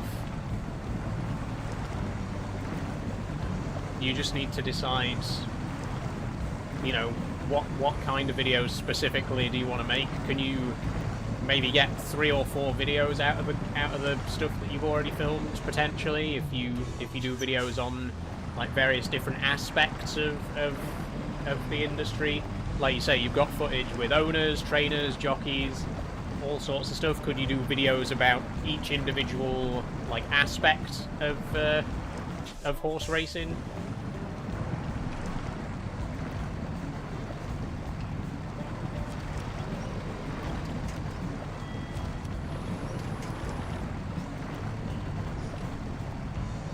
Okay, getting back to the game a second. I am now realising that the Bandit does still have one pretty significant weakness, and that's that it doesn't have off-road tyres. Which means, in layman's terms, we are kind of fucked.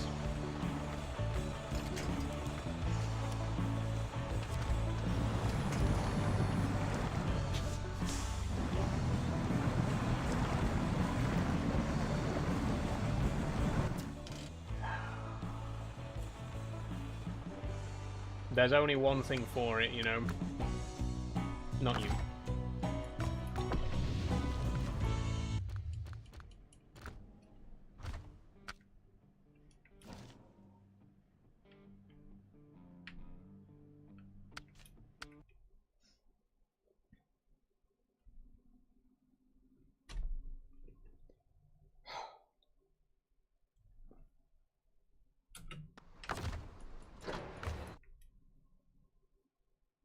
Man, the lifeboat, you're sinking, honestly.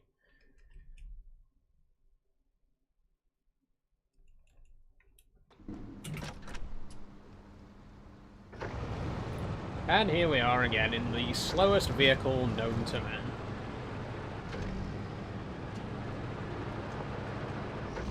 We're not going to get the beams delivered today. We don't have enough time. I'm going to get to the Bandit, pull it out of the mud, and we'll leave it there. We'll move on to Euro Truck. We'll just have to try again next time.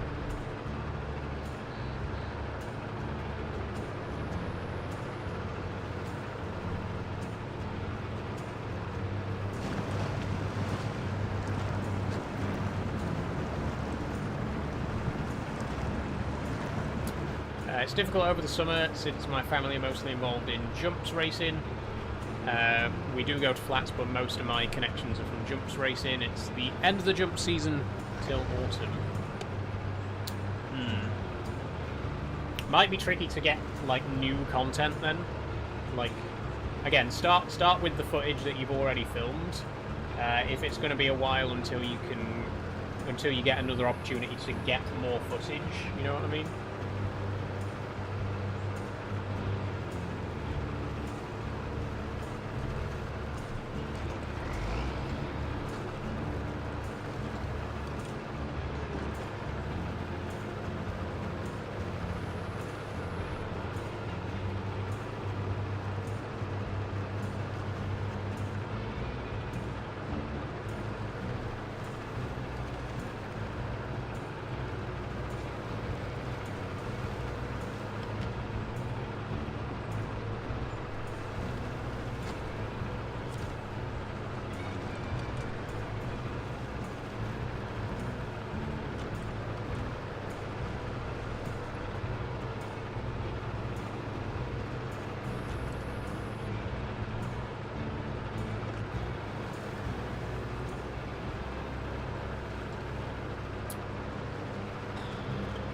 Trundling along.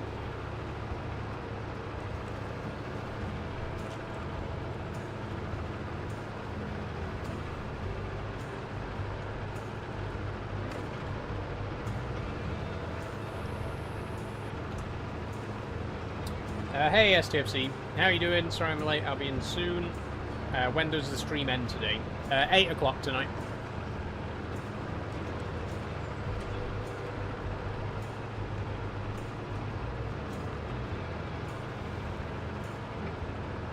I want to start off with jumps, so I might hold edit and sort the footage I have, then maybe wait till the jump season starts up again.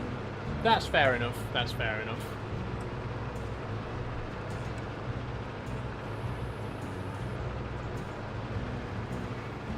I mean, it's... The good thing is you can kind of start whenever you're ready, right? Take your time with it.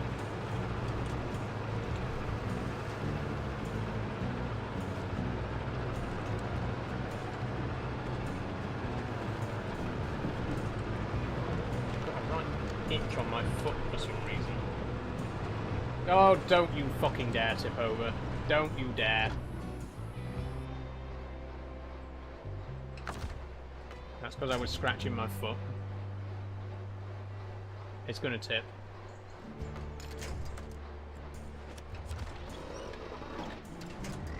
Oof, there we go.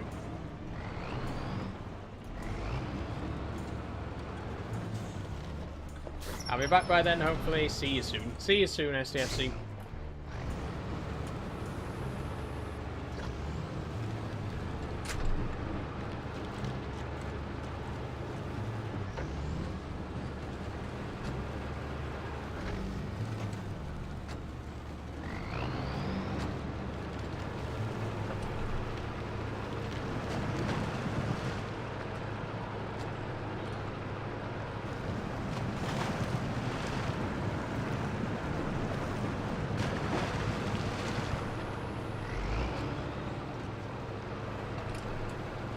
The reason I'd like to do jump racing mostly is because that's what gets the most hate and the most bad press. I can understand that. I can understand that.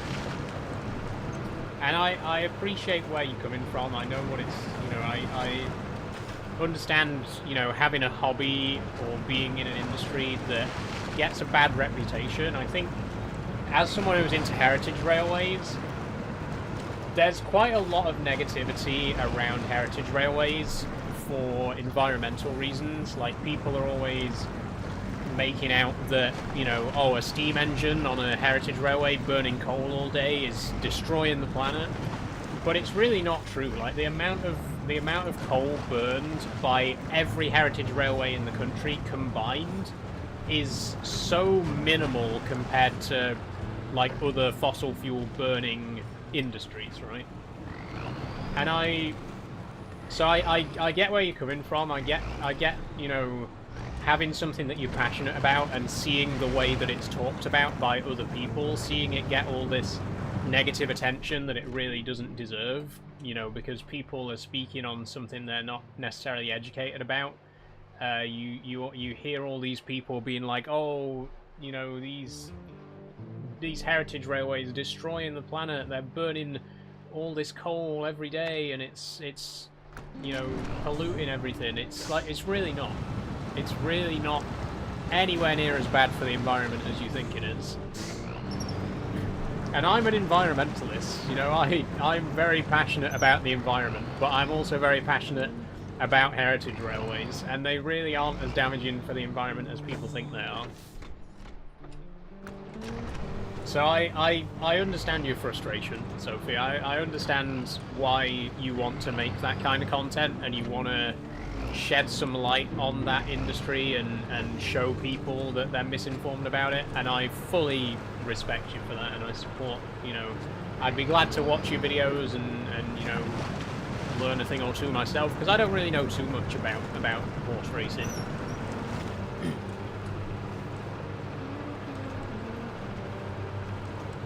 But I hope it goes well for you, you know, and obviously everyone here, I'm sure, will be happy to check out your videos as and when they come. You can, you know, use the self-promotion channel in the Discord and get the word out to people and get people interested. I hope it goes well for you. Okay, I need to go this way, don't I?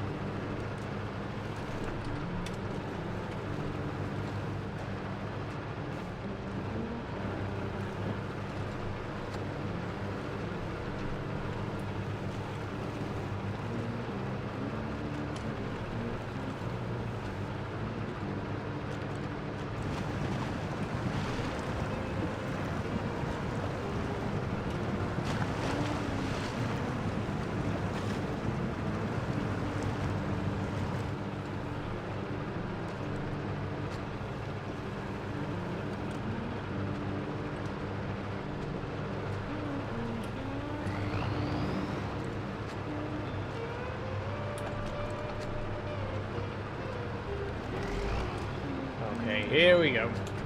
Let's just drag the bandit out of the mud, and then we'll go and play some Euro Truck. It has been good today, though. I've enjoyed the Snowrunner today.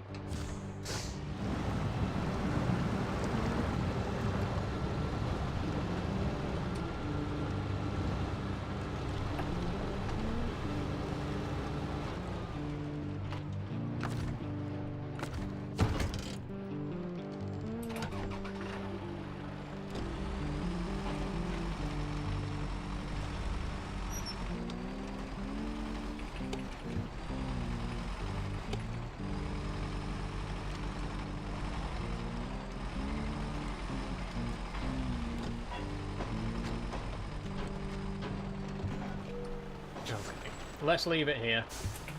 This is a good spot, I think, to leave it for today. So in the next SnowRunner stream, we are going to take a loop all the way around the outside of the map, back through the gateway to the reactive zone, and we're going to drop off the final steel beams at the power station, and finally build this nuclear power station. But that's all we got time for today for SnowRunner. I'm going to go ahead and get Euro Truck launched, and we'll get a convoy going.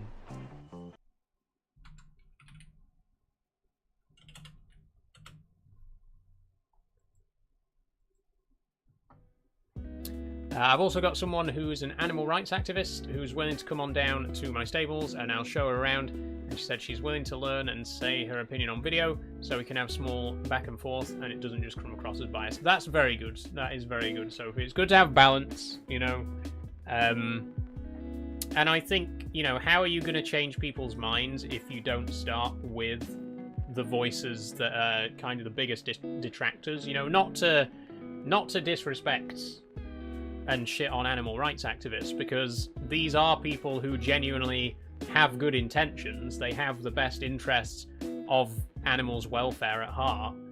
They're just misinformed about how that industry works, you know.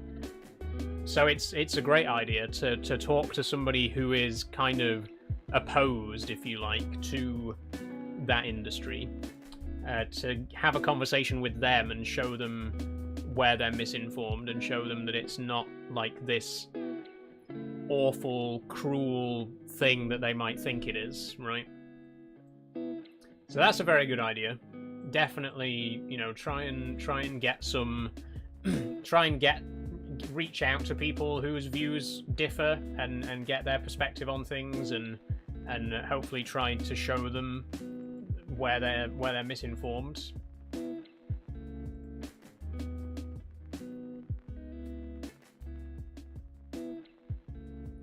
My ETS2 has decided it wants to validate files. Okay, no worries, Mega Rocker, no rush.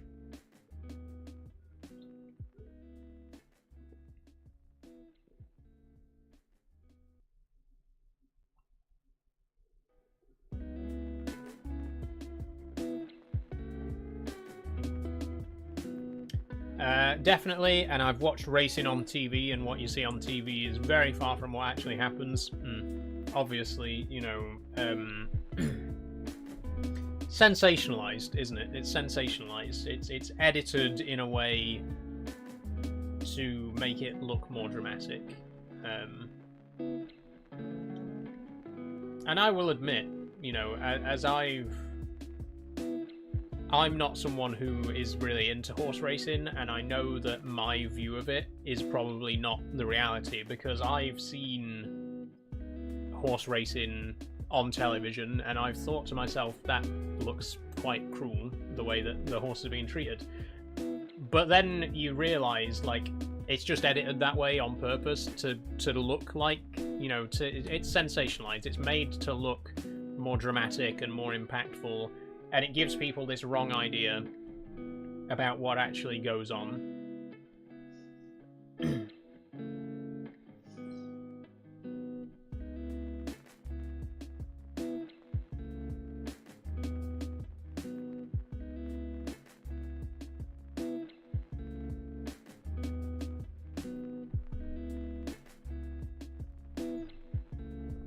I'll start making videos about my big hairy belly and have a hairy belly activist on to show I'm not biased. Good idea. Good idea, Pappy Chuckle.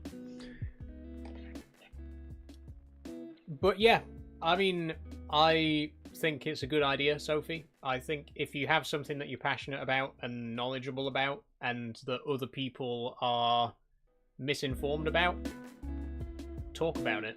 You know, help people to understand. They also don't talk about the welfare rules on TV. Exactly. I mean, to kind of stick with the farming and livestock related theme, it's kind of like Clarkson's farm. You know, it's kind of a lot of people out there. I'm not saying it's the best representation of actual real life farming, but there's a lot of people out there who have seen that show and it's changed their understanding of the way that animals are treated on farms, because they have this idea that farmers hate their animals, you know, that a cow is just a big bag of money to a farmer and nothing more. And I think shows like that have demonstrated to people how much farmers actually do care about their animals, and they do care about their welfare. Why wouldn't they? Because a happier, healthier cow is going to produce happier, healthier food, healthier meat to feed people, right? Like, no, and like in retrospect, you think about it, like it's such a stupid idea to think that farmers would be so cruel to their animals. Obviously, they're going to treat their animals well, but so many people don't realize that. So many people have this sensationalized idea in their head. They picture these awful battery farms and, you know, these terrible conditions that farmers supposedly impose upon their animals. And you need shows like Clarkson's Farm, not a perfect representation of real life farming, again, but you need shows like that to show people the reality of it, to show people that what they might think of livestock farming isn't true, you know? And I think what you're talking about in terms of horse racing is basically the same thing. People have this idea of the cruelty of horse racing, which is simply wrong. Like, it's quite simply not true. And it's important to have voices like yourself to show people that it's not true, and show people what it's really like, and show people that they're misinformed on a subject. So yeah, more power to you. I really respect what you have in mind. I respect the goal that you have in mind of showing people, you know, helping people who are misinformed. I mean, it's kind of what I do with my queer discussion videos, right? I've always said that my primary target audience isn't trans people. My target audience is people who are misinformed about trans people but willing to learn.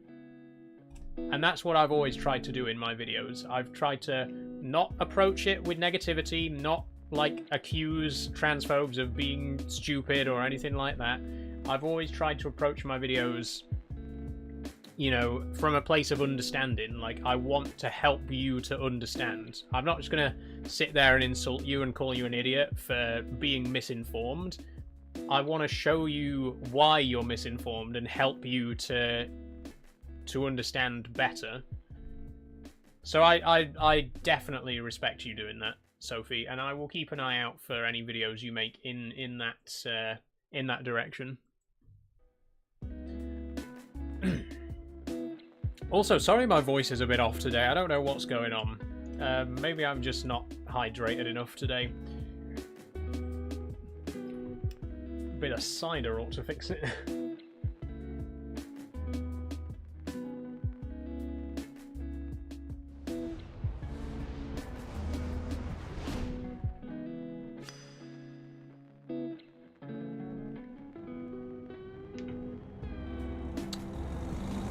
Okay, game's launched. Cut the music. Shut up. I turn off Universal Control Remapper. We don't need that now.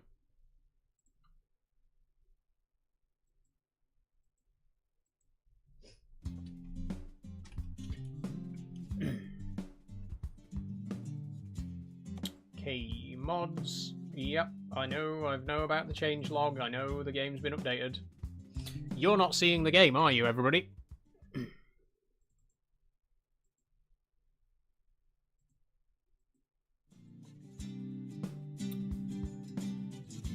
Now you are. But I do need to also update the game information on Twitch and Kick. Just give me a second. We are currently playing Euro Truck Simulator 2.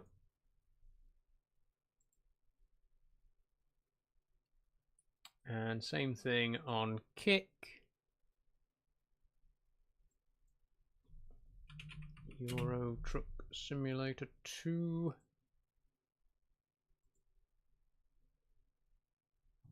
There we go, all updated. So let me just reactivate my mods. Show only Steam Workshop items.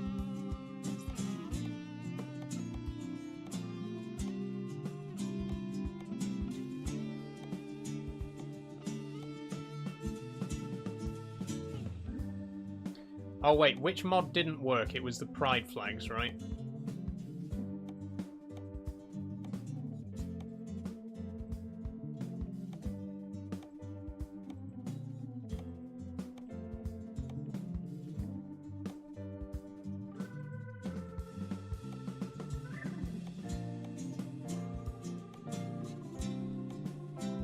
Hey, cab cats.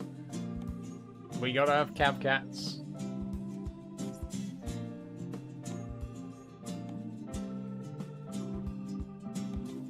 Okay, 17 active. What have I activated that I shouldn't have? We don't need pro mods.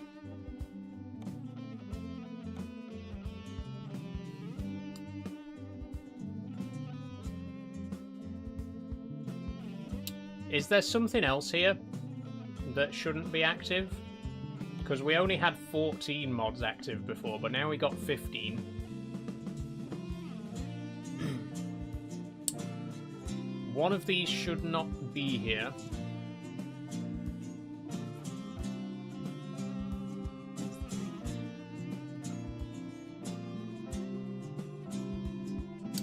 If Mega Rocker, are you still watching right now?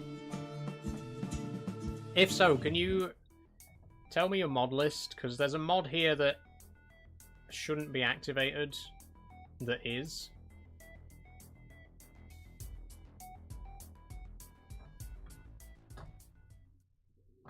Why does Kick Chat have a huge delay? I don't know, Pappy Chuckle. It always does for some reason.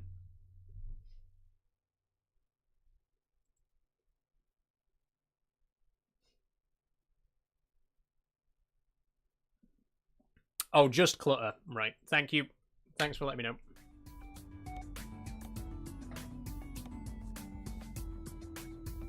Okay, should be good to go then. For example, did you know that a jockey can only use the paddle 7 times over a certain distance, and the paddles are chipped so the officials, the welfare team, and the race master can see how many times it's used and how hard they're being used? Misuse of a paddle can carry an unlimited fine and suspension, even a ban in some cases. I did not know that. I didn't. But that's exactly the kind of thing, you know, that people should be aware of.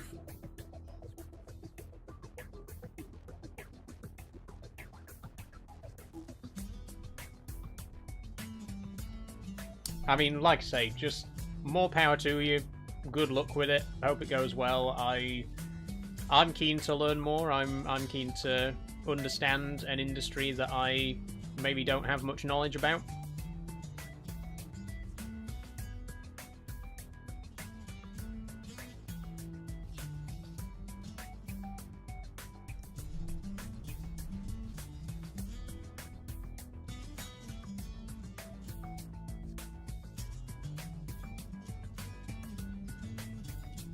We aren't going to have much time for driving once we actually get into the convoy, are we? Which is quite unfortunate.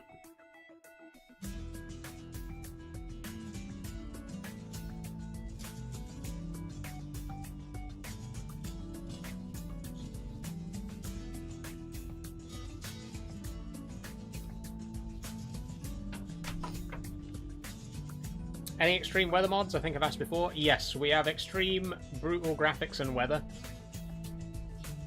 And extreme thunderstorms or something like that.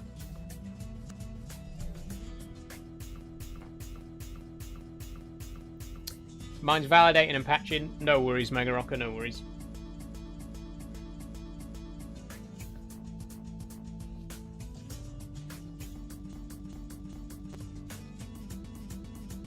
It never used to do this before 1.5, by the way. The music looping. No matter how long it took to load, I don't remember the music ever getting stuck on a loop like that before version 1.5. I don't know what changed, but something did. And now the music loops in the menu when it's loading.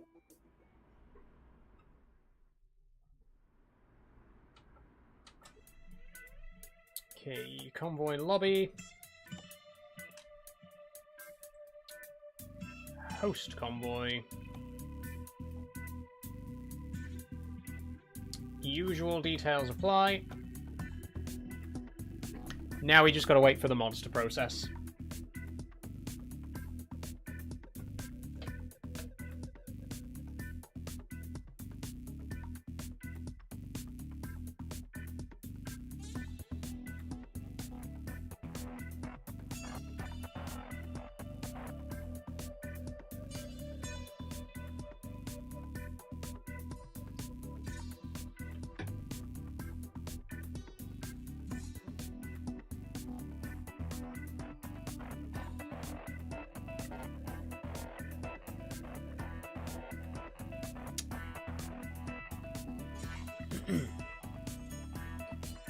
Does the extreme weather have an actual effect or just visual? It's just visual.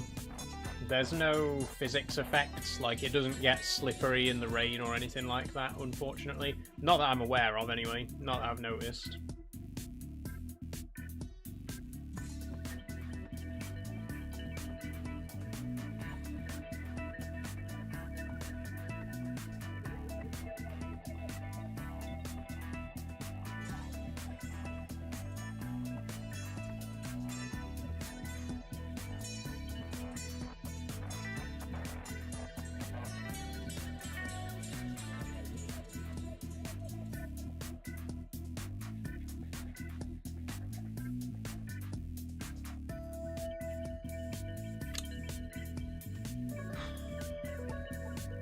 We're getting there.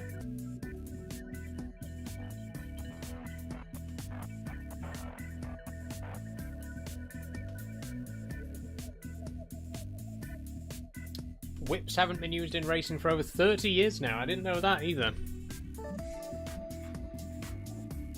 That's the other thing as well. I do feel like people look at the way things were in the past and they don't realise how much has changed. Like, they think of horse racing as it used to be, and I imagine that it did used to be a lot crueler than it is now. But over the years, it's become more humane, and we've started to understand and treat animals better. And I think a lot of people still have this vision of horse racing as it used to be. Again, this is another thing that you see with heritage railways, is when people think of steam engines, they think of, like, the Industrial Revolution, you know? They think of, like, the early 20th century, where Britain was covered in steam railways and there were hundreds of thousands of steam engines just pumping carbon into the atmosphere all day, every day. And then they look at modern heritage railways and they think, oh, well, it's the same thing, you know, it's just trains pumping carbon dioxide into the atmosphere. But it's not. Things have changed. It's so much more small scale now. Railways today are so much more conscious about the carbon that they burn, and you know, they're looking for alternative forms of burning, you know, burning organic bricks instead of coal. And again, it's just a case of people seeing it as it was and not as it is now. You know, not understanding that it's different from what it used to be, and that people are actively trying to make it even better every day. Anyway, the convoy's open. Mega Rocker, so once you do get in, you're welcome to join. Would be nice to have physics-based stuff in this for immersion. Honestly, I know. I would love to have more physics-based stuff in Euro Truck. I've always said, imagine a game with Euro Truck's, like, open world, but Mudrunner's physics. And you know what the funny thing is? the Focus Interactive, the creators of Mudrunner and Snowrunner, have just announced exactly that. The people who make Snowrunner are doing an actual highway trucking game. They're making their own Euro truck, basically.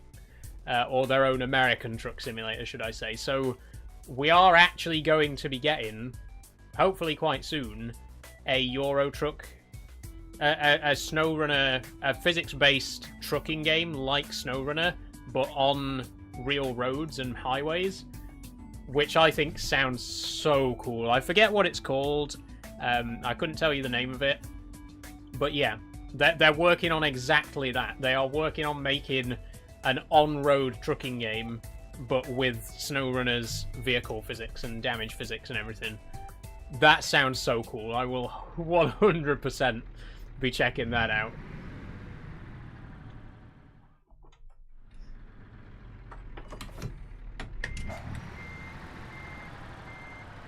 Okay, let's see if I can find a job.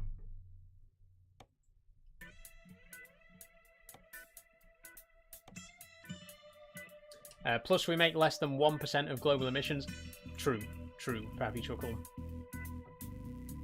Mother trucker, says Sophie. Exactly.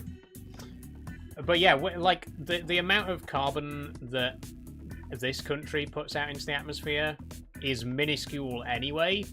Heritage railways put out so little. Like, so little. The average heritage railway in this country releases less carbon into the atmosphere per year than a single transatlantic flight. One single flight from the UK to America releases more carbon into the atmosphere than one heritage railway in this country uses in a year. Like, again, people think of steam trains and they think of, like, a steam train literally just shoots smoke into the sky, right? And that looks bad. They are really not bad compared to aeroplanes, compared to other industries that burn fossil fuels. Like, the impact that heritage railways actually have on the environment is so minuscule, but it gets massively blown out of proportion because you look at a steam train and you see it puffing smoke into the air, and it looks bad. You know, you look at it and you think, oh look, there's a train polluting the atmosphere. It's nothing. It's absolutely nothing compared to any other industry that uses fossil fuels and that releases carbon into the atmosphere. And that's what I mean. That's what I mean, and that's what I think you're trying to get at as well, Sophie, is these industries have such a poor reputation because people are misinformed about them. People genuinely don't understand what they're actually talking about. Like, people don't understand just how negligible the impact is to the environment from heritage railways, and people genuinely don't understand just how well horses are treated in the horse racing industry these days. Again, things may have been worse in the past. They might have been a lot worse in the past, but they're better now. They're improving all the time, and people see these industries as they used to be, not as they are now. They don't see the improvements that have been made, right?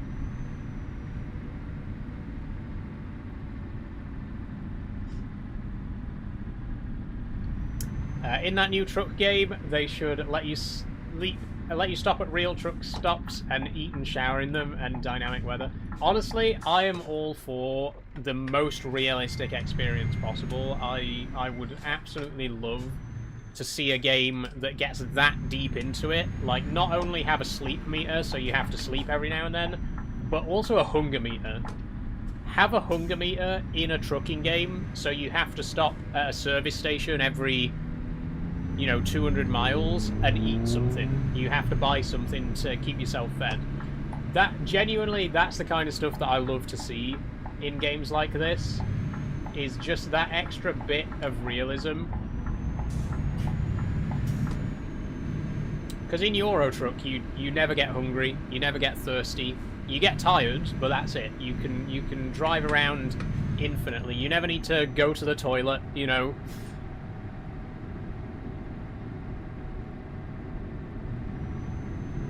So yeah, I'm looking forward to seeing what Focus Interactive have got up their sleeve with this new trucking game.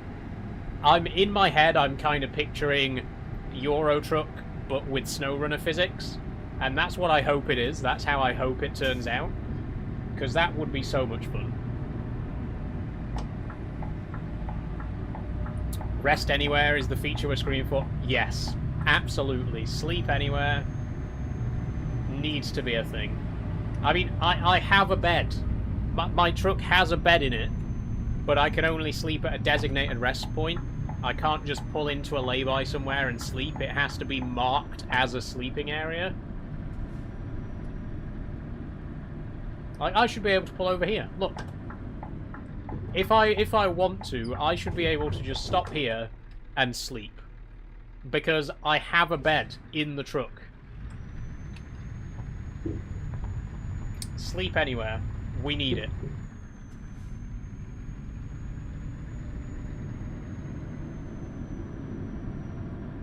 If this new game does that, it'll outsell Euro Truck immediately. Maybe not quite that dramatic, but... I need to find out the name of this game now, because it's a real thing. I promise you I'm not making this up. It's a real game that's been announced recently by the team behind Snowrunner and Roadcraft and all those other games. And again, it's basically just a Snowrunner game, but on highways, like on more traditional road-based trucking. So again, it's just like Euro Truck combined with Snowrunner, and I think that sounds so cool, and I'm really excited to see how it turns out.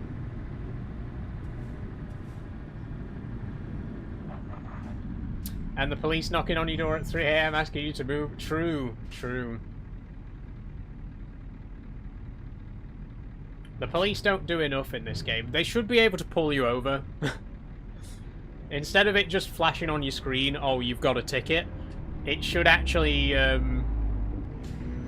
should actually be a mechanic where the police can pull you over.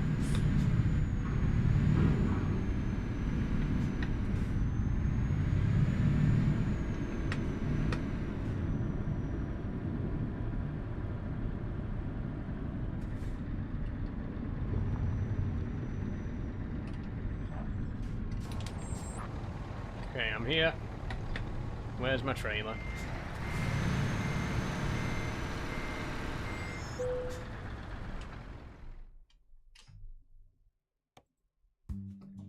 What's your ETA, by the way, Mega Rocker?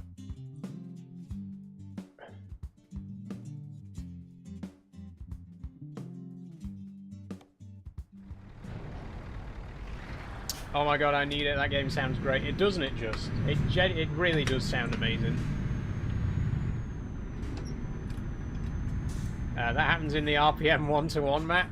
Yeah, I've never really done the role-playing servers that much, to be honest. I typically just go for like lobby 1 or 2. I've never really tried the other servers on Truckers MP.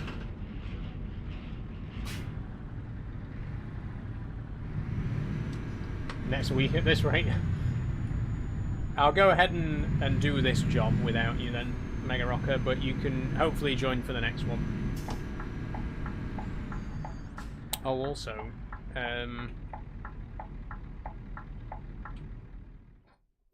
going to put the radio back on.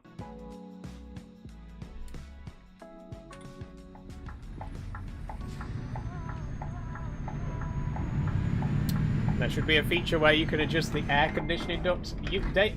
They do need to add more control over, like, individual aspects of the truck. You need to be able to make more adjustments to the truck on the fly.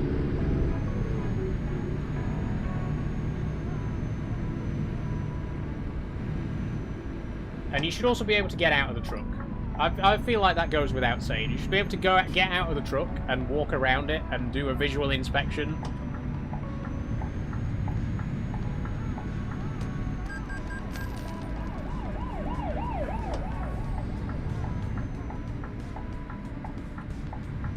Might have been quicker just to reinstall the game. Oh dear. Does it not give you an ETA? Does it not tell you roughly how much longer it's going to take?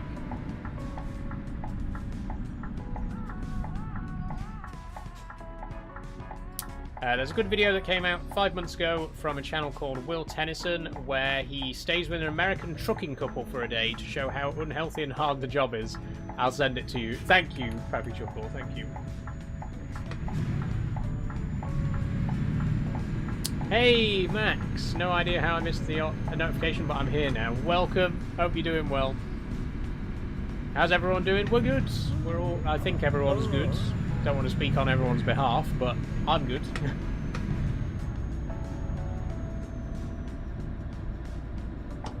I may or may not be drink driving right now. I've got a little bit of cider on the go.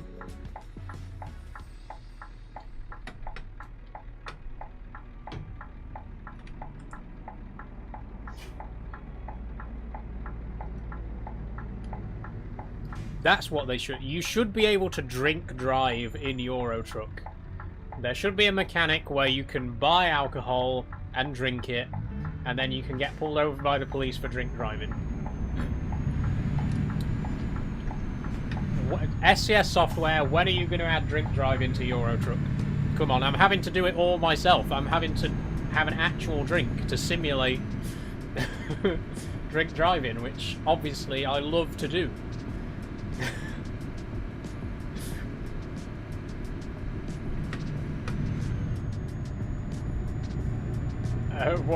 What will the children think, says Max, of me drink driving? Honestly, you know, this is why we need the Online Safety Act, everyone. It turns out the Online Safety Act, the real reason behind it was to stop kids watching me play Euro Truck whilst drinking. Oh, now it's telling me I need to sleep. Oh wow, that's quite a busy hood there, which you can't see because it's behind my face right now, but the hood's got quite a lot going on right now. They've added a lot more stuff to it.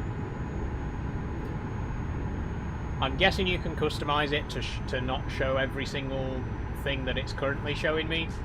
Right now it's showing me the navigation menu, it's showing me the current job, how much it's worth, how much I'm carrying, how long's left on it, the damage level of the truck, the cargo and the trailer, how much money I have in the bank, and how much money I've made in the last 7 days, and the radio station that I'm currently listening to. Now look, I don't think that the amount of money that I currently have needs to be that readily accessible. I don't think that I need to be able to see how much money I've got instantaneously whilst driving. You know, that can just be in the menu. You can turn it all off in the widgets. That's good, that's good. I think I'll simplify it down to just the navigator, because all that other stuff, that doesn't need to be there. We don't need all that mess.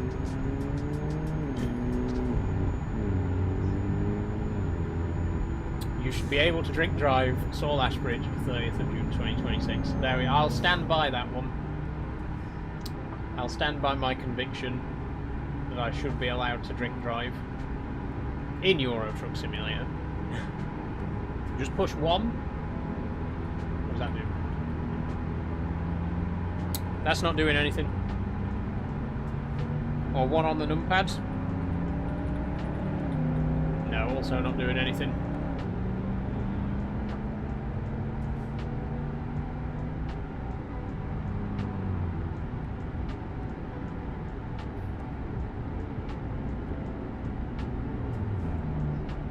Where am I going to sleep? Hold on.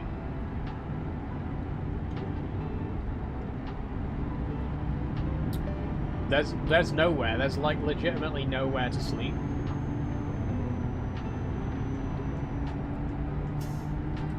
Why have I managed to find the one stretch of motorway that just has no sleep areas at all?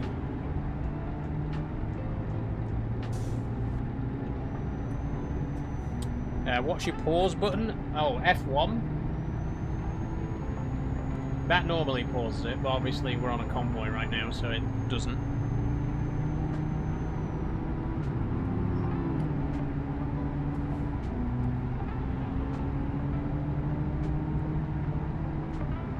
It doesn't matter anyway, because I normally just have the entire hood hidden while I'm driving. It's just if I want to check the minimap, it brings up all this other stuff as well.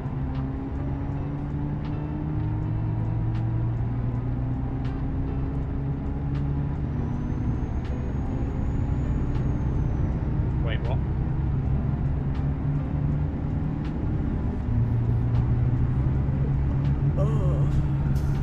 Okay, it's good, it's good.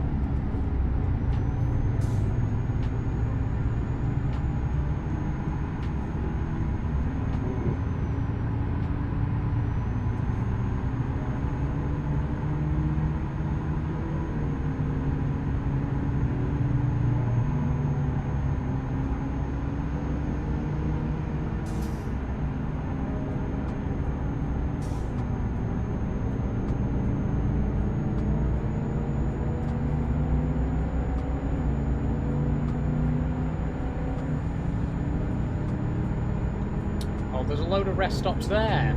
Well, how do I get off here? Does this work? Will this work?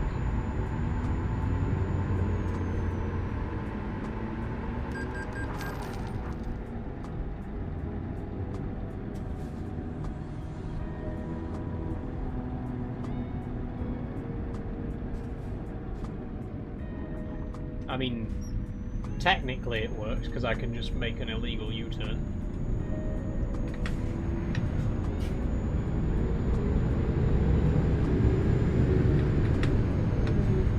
Also not something that you get punished for in Euro Truck, by the way. You don't get fined for making illegal U-turns. You should. What I just broke the law. I just made a U-turn on a motorway, and also I'm drinking. Did I mention I'm drinking alcohol right now? Someone needs to pull me over. Why have I not been pulled over yet?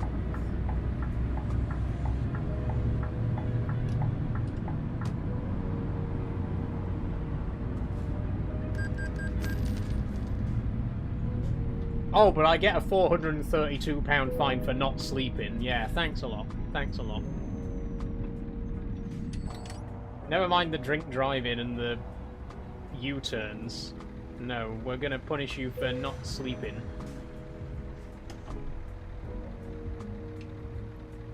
Oh, I haven't even got the keys in, by the way. This whole time we haven't even had the keys in the ignition.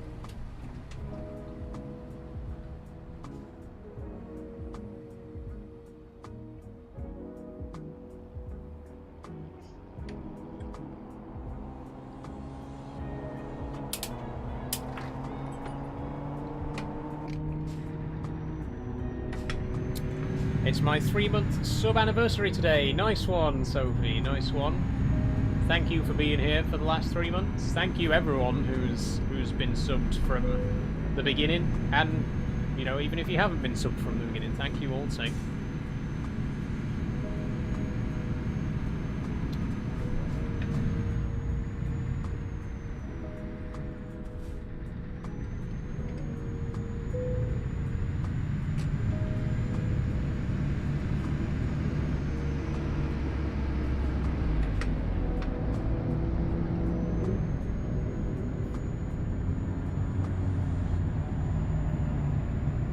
The new truck game should also have a co-op, so we can give each other a shower, as it's hard to reach your back with a bar of soap.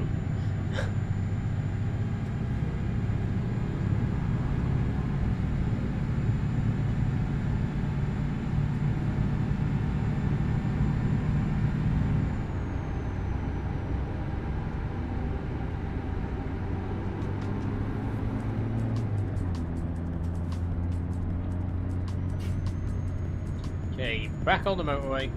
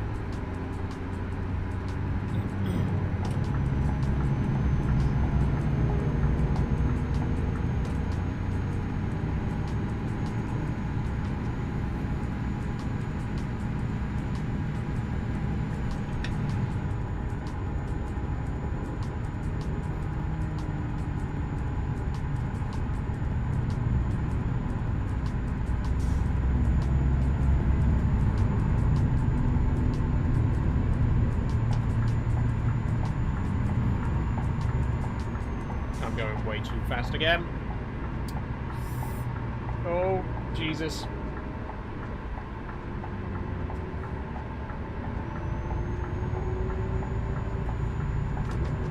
Also, thanks everyone, especially Saul, for making it such a lovely community, and I'll be here for many more years to come. That's very kind of you, Sophie. That's very, very nice of you. I mean, I hope that I'm still doing this in 5 years, 10 years. I hope that I can do it for basically as long as I enjoy doing it, which I really, really do. And I can't even imagine how things might be in 5 years' time. You know, I mean, technically I've been doing it for over 2 years already, but I only really started on Twitch this year, and it only really started to take off this year in terms of the monetization and stuff like that.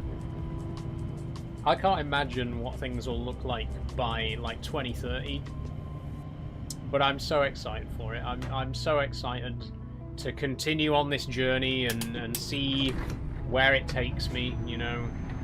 I love it. I really, really enjoy doing what I do. Not just the streams, but the videos as well. You know, visiting all the heritage railways and posting about them on Instagram. Everything that I do on all my social platforms. YouTube, Instagram, TikTok, Twitch, Kick. I love it all so much. I really, really do enjoy doing what I do. And I hope that I do continue to do it for years to come. Looks like I need to do a fresh install. No worries, Mega Rocker. That's alright. Looks like no convoy today, then it's just me. But that's okay. If you're having trouble, you know, it can't be helped. Hope you can get it all sorted. Next time, by the way, next time we do Euro Truck, we're probably going to be playing with Pro Mods. I am going to incorporate those back into the mod pack. Which I know won't be a problem for you, Mega Rocker. I might need to write some instructions for P, because they've never played with Pro Mods before. And if anyone else wants to join, it's a little bit trickier to get set up with Pro Mods. But I definitely want to reintroduce them to the mod pack. Me, myself, and I tonight. Sorry, that's alright. You know, I've still got your company, you know. You're with me in spirit. It might be hard to stream after nukes go off. That's true, Pappy Triple. That is very true.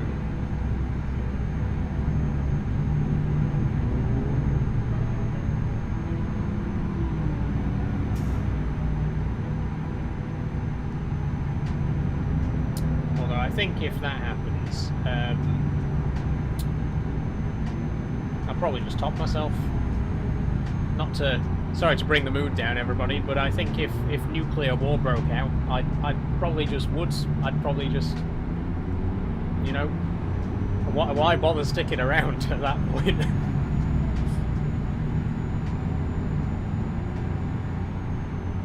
Pro Mods is easier if you buy the single download. Yeah, that's true. That's true. They have made it a lot easier. They've streamlined it a lot recently. They've got a store page as well now where you can buy everything except the cabin accessories pack. You can just buy on one store page, and the cabin accessories pack's free anyway, so it is a lot easier to get up and running with Pro Mods now than it used to be. So I'm definitely gonna look into adding it back into the mod pack.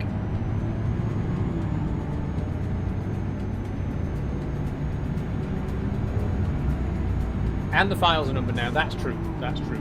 I should point out, when I say Pro Mods, I do mean the entire Pro Mods collection. So that also includes the Great Steppe, Middle East, and Maghreb. And obviously the truck pack, the trailer pack, and the cabin accessories pack. But yeah, all of those are now available in one single place. And they are numbered, so you can get the load order right easily enough. It's very easy to set up, really. Got them all! Me too, Mega Rocker, me too. I do need to update them all, though. Sophie says, shame I missed P earlier since they paid for my first 2 months of subs here. That's true, that's true. P, you know, I know P's not here right now, but I want to give an extra special shout out to P, because she has gifted so many subs over the last 3 months. I think she's gifted 20 plus subs in total since I became an affiliate, and I'm so grateful for that. Thank you so much, P. Like I say, I don't think you're watching right now, but if you are, you have consistently been one of my biggest supporters, and I appreciate it so much.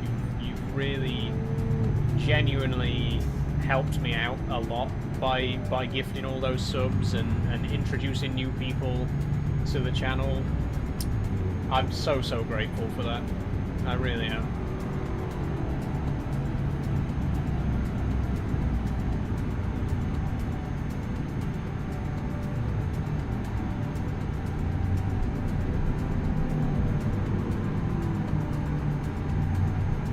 I also don't know when P first started watching, but I think it's almost a year ago now. I know she wasn't one of the original viewers, but P's been watching for quite a while. I think it has been over a year. I think P started watching during my playthrough of Muncher's Odyssey, which was around this time last year.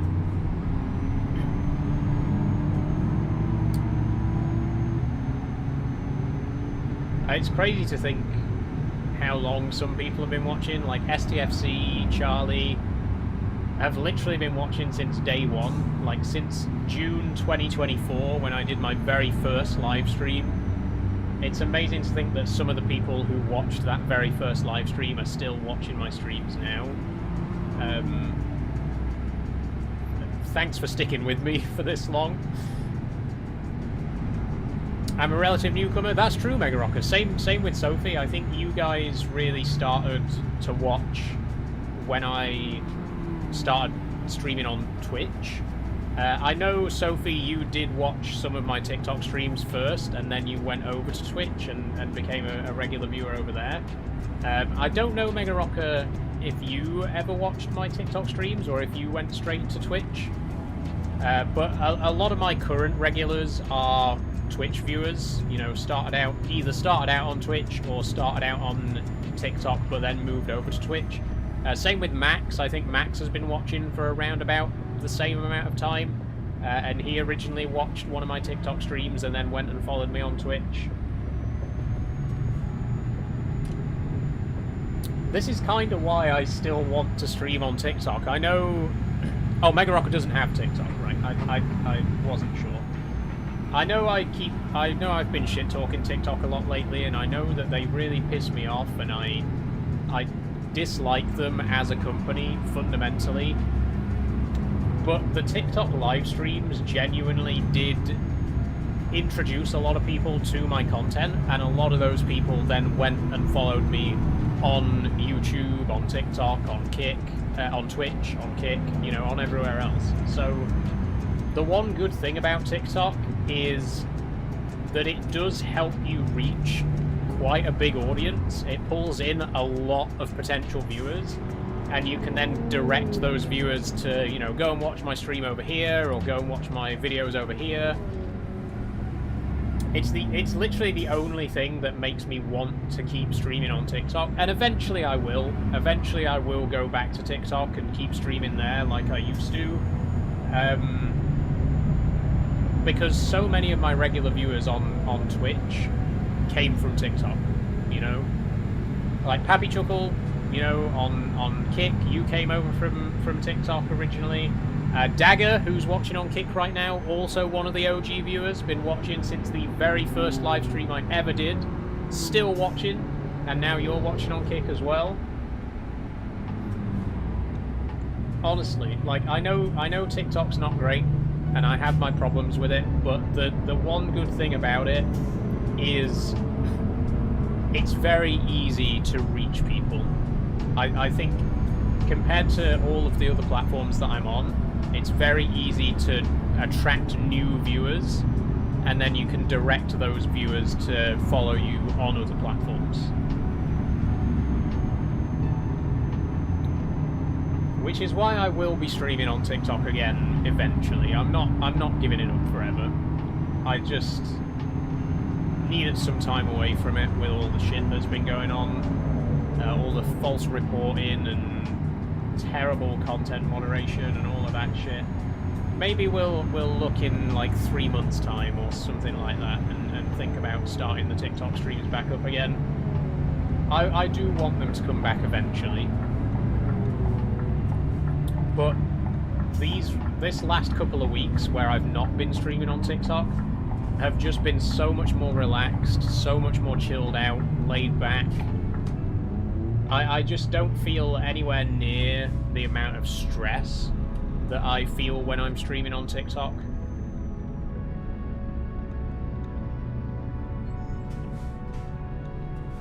And to be perfectly honest, it was making me not enjoy it anymore. It was taking the fun out of it.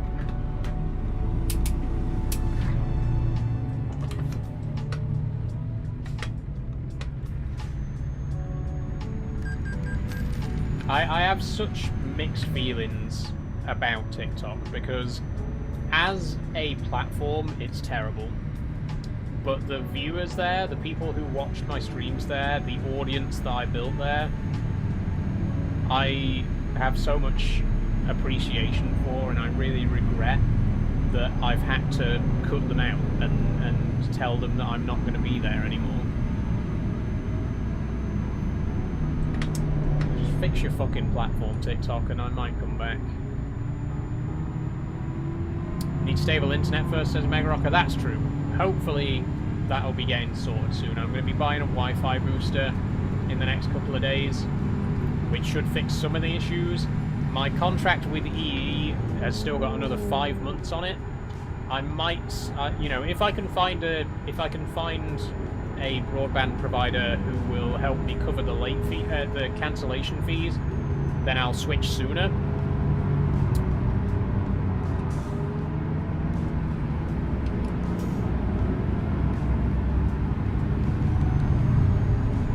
Be right back, gonna shower. No worries, Sophie.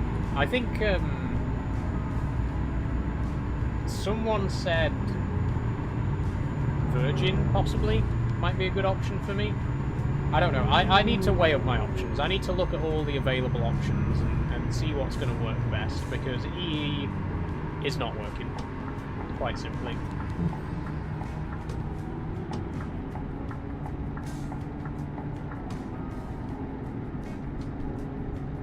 And the thing is, I need a service provider that has good upload speed, because so many internet service providers, they focus on giving you the best download speed. Oh, this is going to give you such fast downloads. You're going to be able to stream on like 5 platforms at once. You're going to be able to watch Netflix and Disney Plus and Amazon Prime all at the same time on 8 different devices. But they never focus on giving you a decent upload speed, because most people don't need it. Like, the average person doesn't need fast upload speed because they don't upload stuff, they only download it. Is there a good Wi-Fi provider for uploads? You know, for people who need to upload content for streaming and video uploaded? Is there a provider that focuses more on giving you good upload speed? Because none of the big providers really do. They all focus on the downloads. No problems on Vodafone. Oh, yes, I think you mentioned Vodafone before, Mega Rocker. 8.5 upload for me. That's not too bad. I mean, according to my internet speed test, I supposedly get 11.5 with EE. But there's no way I'm actually hitting that. There's no way it's actually that fast. I'm suspicious of that figure, to be honest.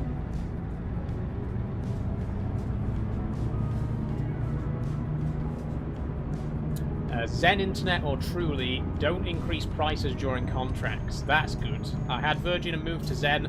Virgin was too expensive and has one of the worst customer services. Okay. I will bear that in mind, Pappy Chuckle.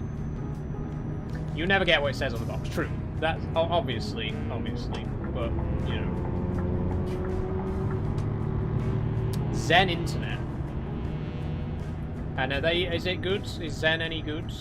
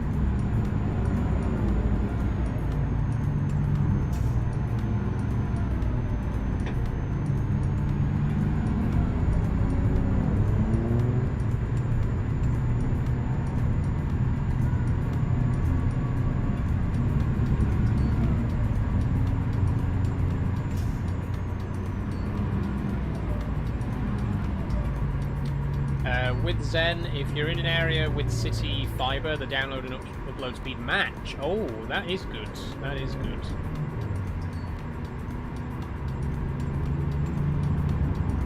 See, I'm not sure if I have full fibre in my area. I'll have to look into it. I'll have to check.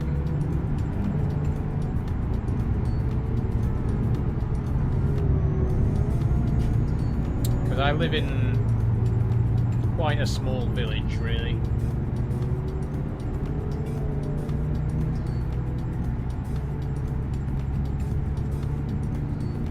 Truly are more rural areas but do the same thing. I might look at Truly then. I think Truly could be better for me in my situation.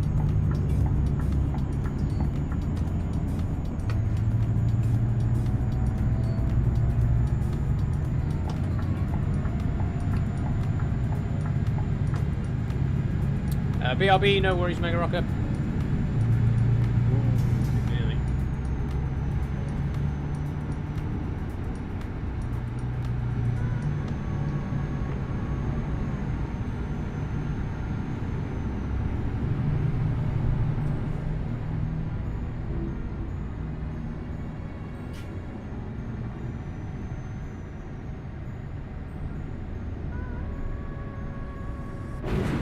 Whoa, Jesus. Okay.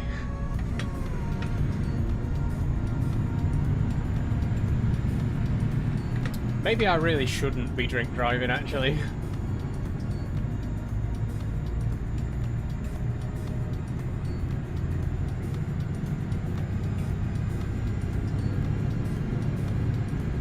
I mean, technically I'm not, right? Like, in the UK... I mean, I don't know how it works in the Netherlands, where we are now, but in the UK, you're allowed... The legal limit is 80 milligrams per 100 milliliters of breath, or something like that. So I don't actually think one can is enough to put you over the limit, but it depends on various factors. Like, depends on your build and stuff like that. And I am 5'6" and 50 kilograms, so maybe one is too much.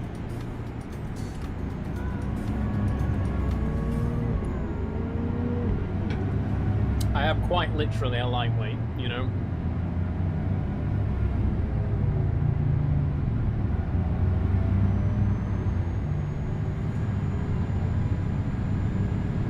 Zen Internet started in 1995, all customer services UK based.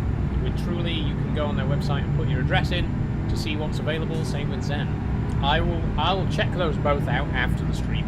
Genuinely, I'll look those up right now. Because those both sound like very good providers.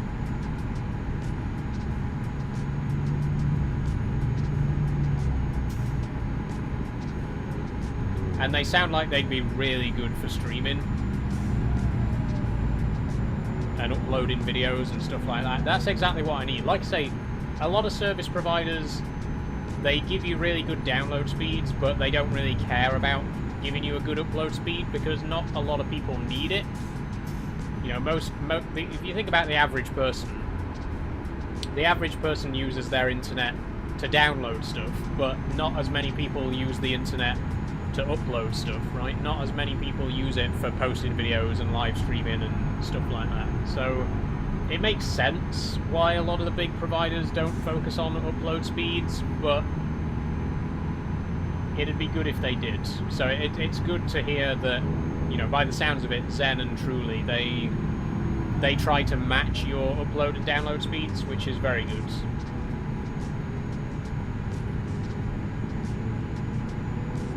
Upload speed's what I really need, because my download speed honestly isn't too bad with EE.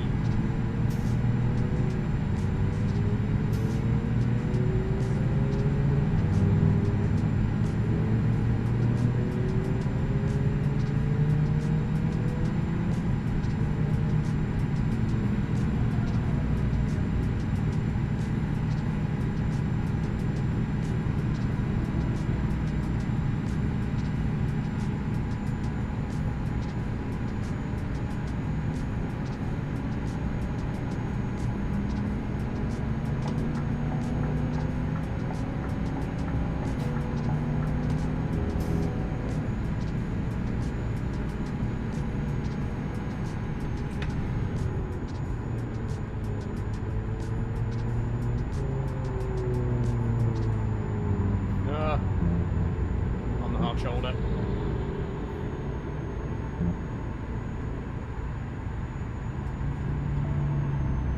Okay, windscreen wipers.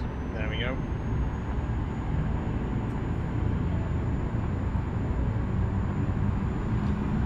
Jesus Christ. Okay, this is genuinely bad right now. I genuinely think I shouldn't be driving a vehicle at this moment in time.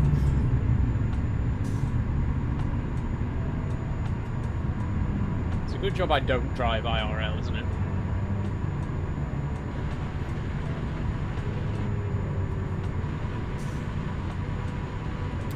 For example, in my area with City Fibre and Zen, my download and upload is $910 for £39 a month, and it won't increase every April. That's good as well. That's always a big thing for me, because my EE, I swear they put the price up like every 2 months. Like, it seems to constantly cost more every month. And when I first started, when I first started with EE, it was £30 a month. I paid £30 a month. Well, actually, I got the first 3 months free. Sorry, I got the first 3 months free of charge. Then the 4th month, I paid £30, and literally the next month, it went up to 33. And it's in the 40s now. It's like £42 a month or something, and that's after like 20 months, I think. It's gone up that much in that time. It is pretty disgusting how quickly internet service providers will put their prices up. So someone that guarantees to keep your price fixed, that's very good. I respect that, definitely.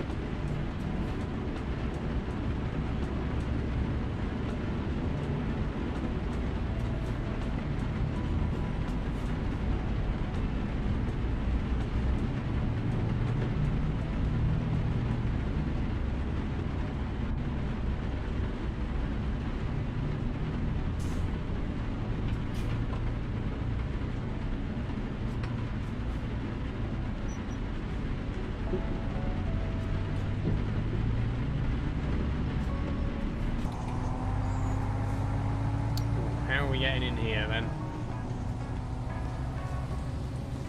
Oh, parking. I didn't even think about parking.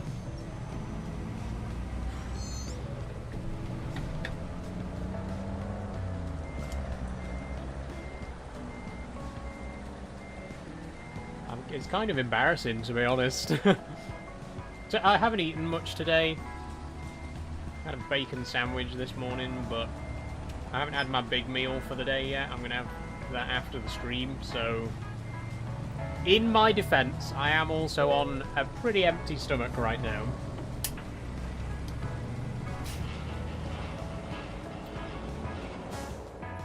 But it's kind of floored me, if we're being honest.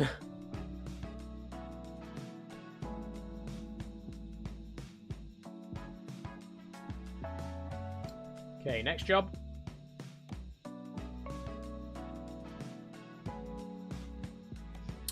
Brussels to Paris, Le Havre, Manchester. Let's go to Manchester. We haven't been to the UK for a while.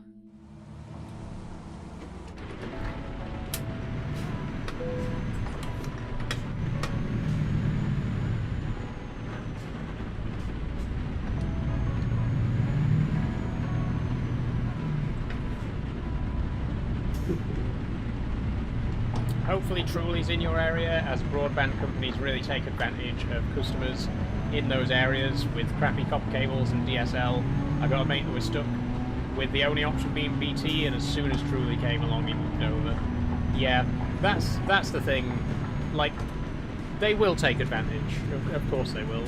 Especially, you know, I will admit that I'm not particularly knowledgeable about the internet, you know, about Wi-Fi and broadband and all that kind of stuff. It's not my area of knowledge, right?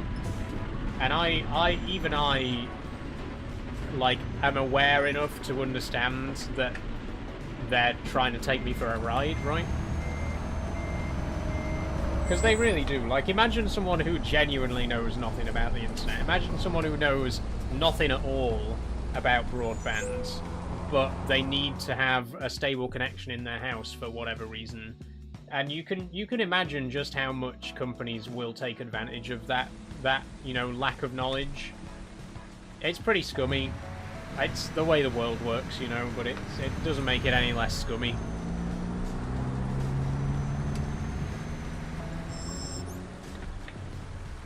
Hello, Sophie, welcome back.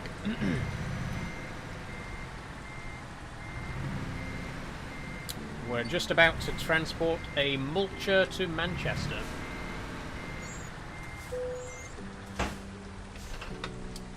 What did I miss? Not much, not much. We're just talking about internet service providers.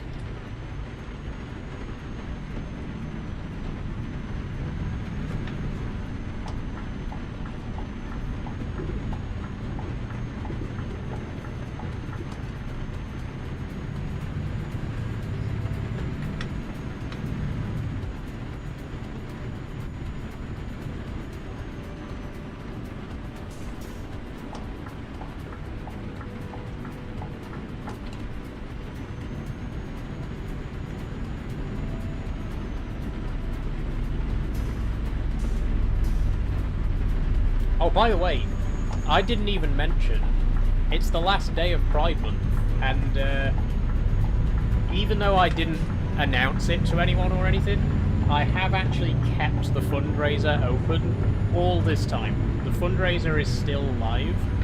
I thought it would be good to leave it open until the end of the month, but I just forgot to mention it. I forgot to tell anybody, oh, by the way, you can still donate if you want. But it's still live. The fundraiser is still live, and I'm going to end it after this stream. So if you do want one last chance to donate to mermaids, you can. No pressure, because officially it's already over. I just never, like, ended the fundraiser on the page. So technically you can still donate. I'm just glad that we raised as much as we did, though. We raised £121, which was amazing. Not quite as much as we raised for Jingle Jam last year, but again, there was a games collection involved in that, and I'm super excited for Jingle Jam this year. I think it could become an annual thing, though. I would like to do it again next Pride Month. Maybe throw in some other charities as well. Like, if there's, you know, if we could get like 4 or 5 queer-friendly charities, Trevor Project, Mermaids, etc., etc., and raise money for a few of them together, that'd be really cool as well.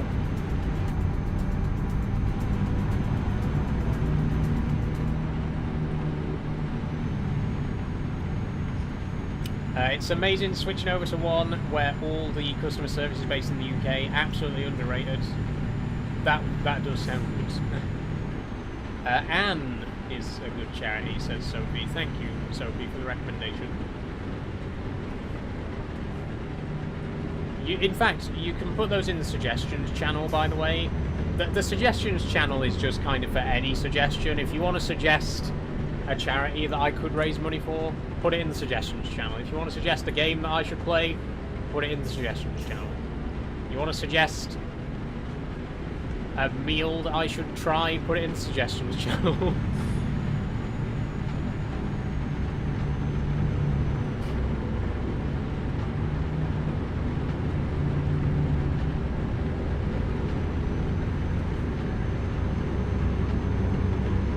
What's everyone's most memorable stream moments of Souls? That's a good question, Sophie.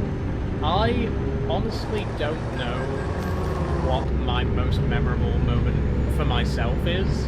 There's certainly been some good ones. Like, if you look back at some of the highlights that I've posted on YouTube, there's been some really funny moments, but I don't know what my personal favourite would be.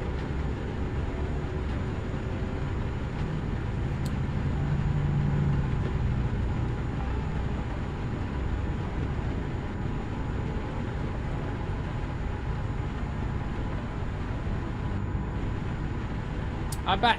Welcome back, Mega Rocker. I think it'd probably be a Minecraft Monday thing. Minecraft Monday, Create Ad Astra specifically, has been one of my favourite series that I've done. I think that would rank, you know, the best moment has to be in one of those streams, right? But then again, I don't know. I really don't. There's been so many memorable moments, right? I mean, I've done over 250 live streams now. There's over 750 hours of me on the internet now. There's, you know, so many memorable moments to choose from. I think mine has to be a rant about HS2 in the Adventures of Sodor stream. That was good. That was good. Or the rant that I had about heritage, about celebrating British culture and heritage. That was quite a good rant that we did. I think it's got to be one of the rants, right? The rants are the best part. Funny moment was P hitting all the cars in a live stream. I know, but I missed that. I missed that. Oh, actually, no, there was a live stream with P where she hit a lot of cars, and I did see it.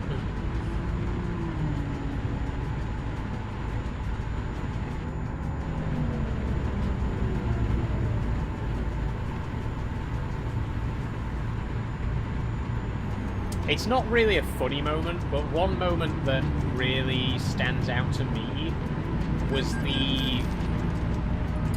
when we were playing Soma.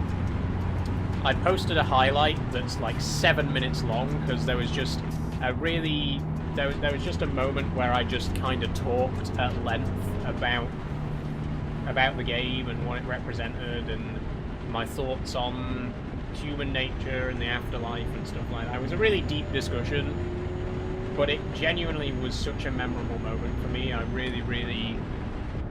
really enjoyed that game, and I really enjoyed talking about that game.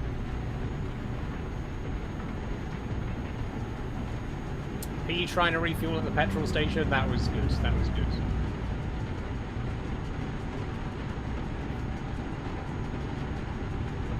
But I do like the deeper moments as well, and I feel like there aren't necessarily as many of those. There's a lot more funny moments than there are, like, deep and meaningful conversations, but they do happen. And I really appreciate those moments. I think it's more real, right? It's more real. Like, I'm here to entertain you, I'm here to make you laugh and make you smile, but whenever we talk about those heavier issues and we really just get down to it, that feels like a much more real connection. You know, I love that kind of stuff. I love all those moments where we get serious for a minute and just talk about the way things are, you know. Seems like P's a disaster. Well, it's not P's fault she can't drive.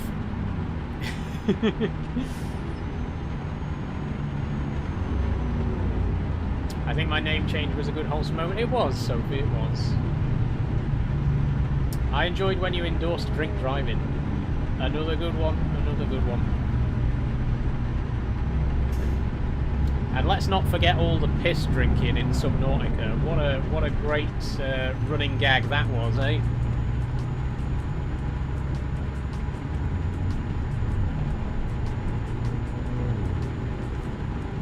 I think that's the closest we've ever had to a genuine long-running bit on the channel.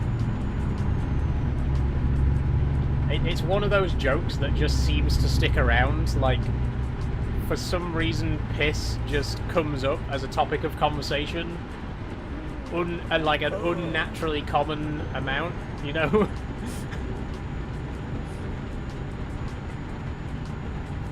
And it's both hilarious and disappointing and perfectly on brand that my first running gag on the channel is drinking piss. Which I don't do, for the record.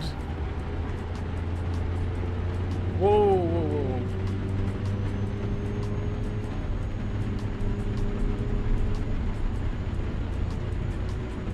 You're doing great, sweetie. Thanks, Max.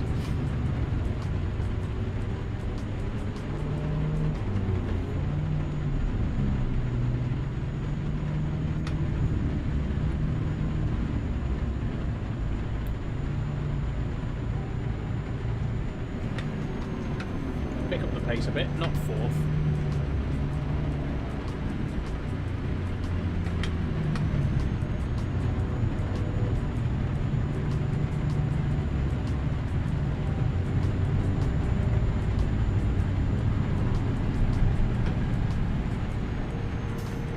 If you want to see some real old highlights, go check out my 5,000 followers video on YouTube. When I hit 5,000 followers on my old TikTok account, I made a compilation video to celebrate, like, some funny moments from my live streams. Go and check that out. Go and check that out. There's some really, really good moments in there, and that's from my old channel. That's from, like, the really early days. But there's some good stuff in there. Like I say, if you want to see some old highlights, some old memorable moments, check out my 5,000 subs video. 5,000 followers video, sorry. I've seen it says something good. Good. I'm glad to hear that.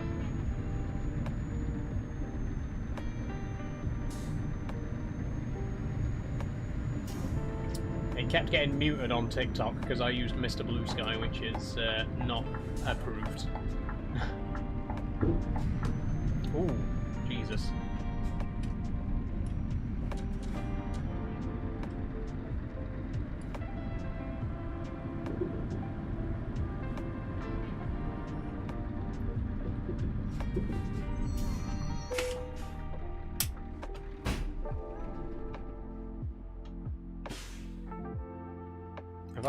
I've just disconnected my trailer.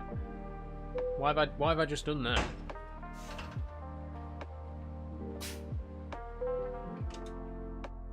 Okay, Folkestone. Let's go. I think that if you can't laugh, you'll cry moment has to be the silly TikTok moderation moment. Yeah, honestly. That's the thing, there's been memorable moments for bad reasons as well. Like, unfortunately, I do have quite a lot of memorable moments that I'm like, right, I remember that, but I don't want to remember it. It was really fucking annoying. And I think the TikTok moderation was definitely high on that list.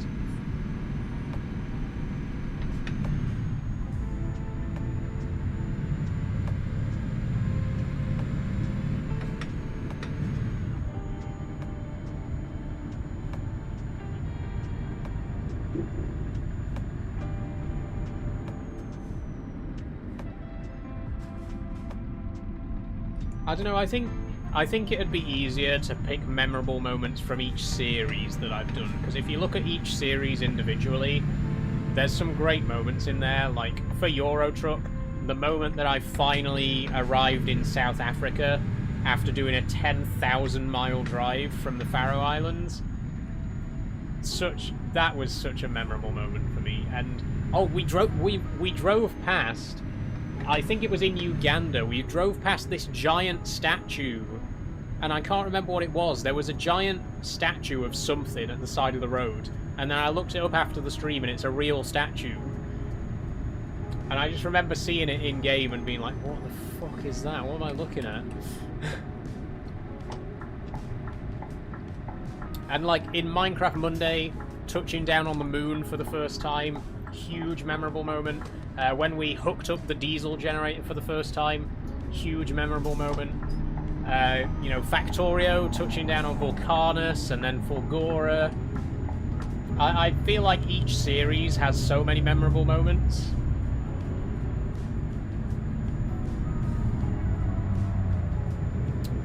I streamed a couple of hours the other day, then realised I forgot to push go live. I've done that before, Mega Rocker. I've definitely done that before.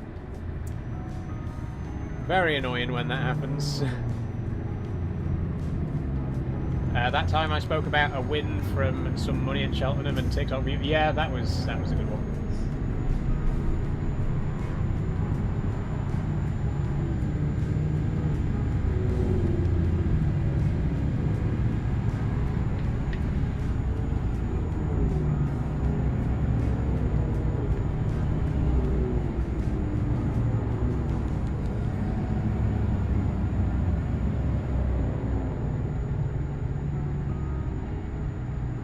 And there'll be many more memorable moments to come, of course.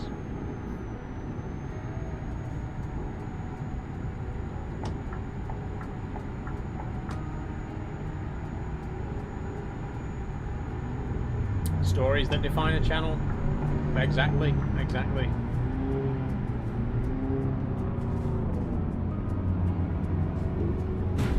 Whoa, Jesus Christ.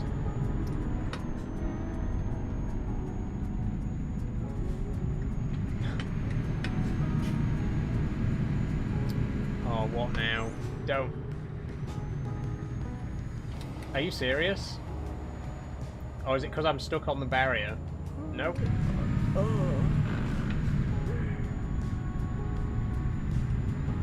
Remember the Mudrunner crash out? I do. Or the Roadcraft. It was Roadcraft, wasn't it? In fact, no, I don't think you were here for that, Sophie. Last year when I played Roadcraft for the first time, and only time, and I ended up refunding the game after the stream because I was so disappointed with it. I went on a bit of a rant about that. Hey, Ames, how you doing? When it tipped after spending hours getting up here. Oh, yeah, God. Snowrunner, there's so many rage bait moments from Snowrunner. There's so many so many times that I crashed out at Snowrunner that are definitely very memorable.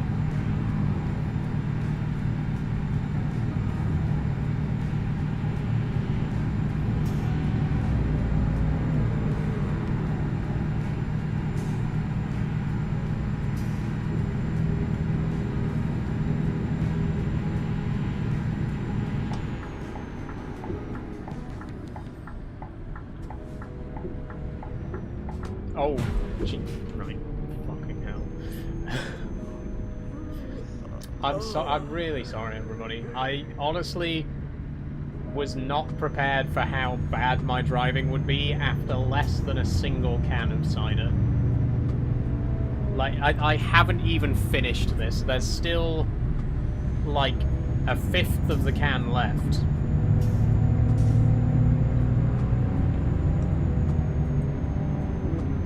It's 4%.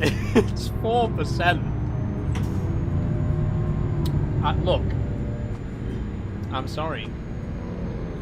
Once again, 5'6" and 50 kilograms. There's nothing there to absorb it all. You know what I mean? I am a lightweight in the most literal definition of the word. There's so little meat on me to soak up the alcohol.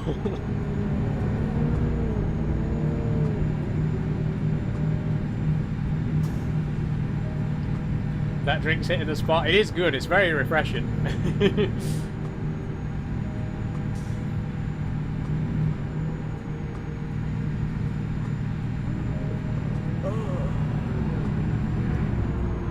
What if I banned steering, says Ames? Oh, you wouldn't.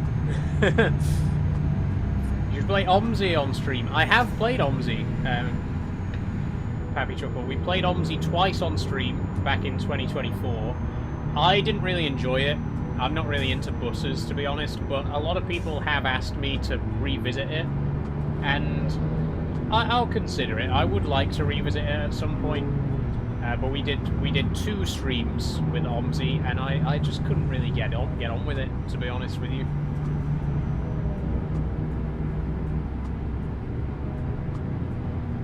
Me who's 6'1" and 110 pounds get pissed on a fruit shoot. I'm the same, honestly. What's 50k? I'm about like 100 pounds, 5'6" and about 100 pounds.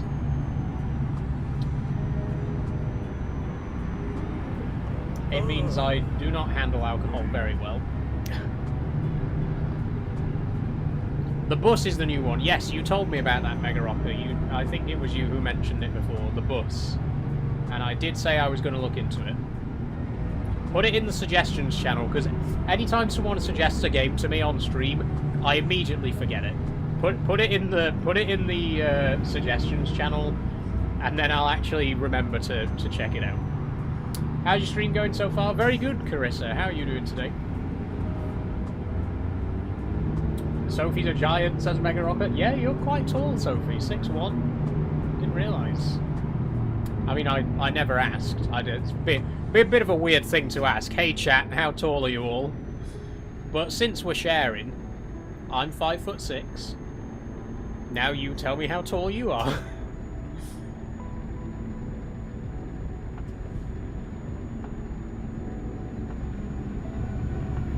Currently downloading Faz. Been a while since I last played. Nice one. We're going to be playing that tomorrow, Ames, if you're interested in joining us multiplayer. Max is also 6'1". Oh, you... Omnibus, says Pappy Chuckle. I thought you said OMSI. I've played OMSI on stream. I've never played Omnibus. I'm 5'8". A little bit taller than me then. So far, I'm the shortest one here. I'm shorter than my entire audience. What time? Phasmo will be 5 PM till 7 PM. You will need a mic. You don't really need a mic, but it will be ideal if you do have a mic. We voice chat using the in-game voice chat, so...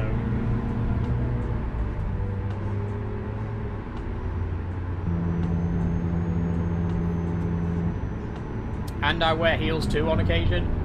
See, I don't really wear heels. I've got, like, 3 pairs of heels, and I almost never wear them. In fact, I think the last time I wore... Where are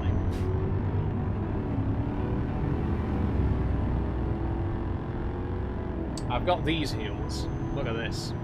These are the tallest ones I've got. I wore these for a wedding reception. In like September 2024, and I think that was actually the last time I wore high heels. But I do have some. There you go. They're a lovely colour as well. Whoa. Eyes on the road, son. Eyes on the road. You're nearly there.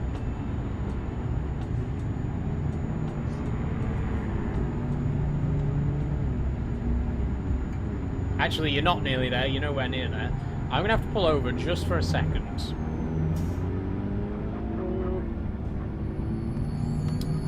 I used to stream tomorrow. I used to stream. I'll be in the office tomorrow and won't get back till 6:30, maybe next time. No worries, Ames, no worries. Yeah, because I mean, we could swap it round. We could play Escape the Backrooms first, and then play Phasmo from 7 till 9. If you're interested, because we're playing 2 games. We're going to play Escape the Backrooms and Phasmophobia, but we can do Escape the Backrooms first if you're not going to be available till later. I don't mind. I've got clear platforms about 3 inches high, says Sophie. I could never. I could never. Okay, you'll have to excuse me for just a second. whilst I go over to Instagram and post a video.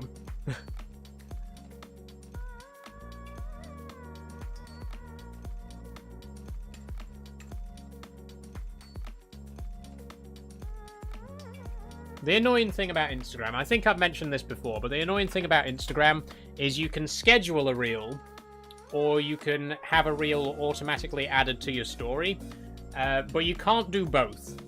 You can't say, post this reel at 8 o'clock and then put it on my story. You can only do one or the other. It's very annoying. So what I have to do is manually post the video at 8 o'clock and then manually upload it to my story as well. Which is what I'm doing right now. I'm just uploading a little reel from the Keighley and Worth Valley Railway.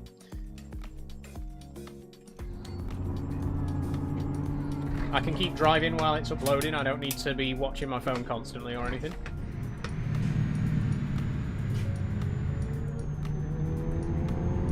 Not OMSI. Omnibus is an old indie game, not a simulator. Currently 85p on Steam. I will add it to the list, Pappy Chuckle.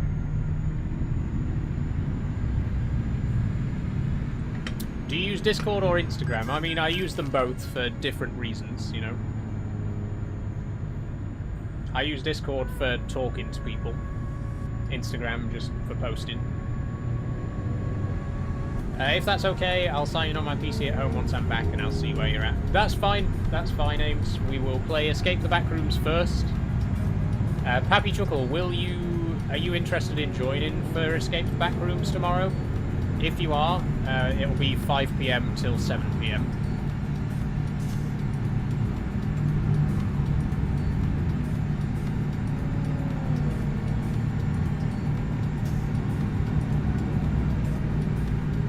Come on, it's 8 o'clock. It's 8 o'clock. Still hasn't finished posting.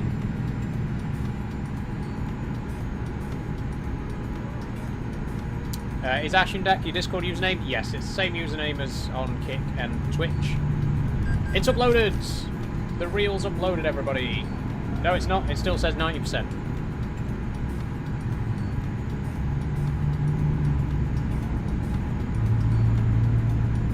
I've sent you a request on Discord. Can you please accept it?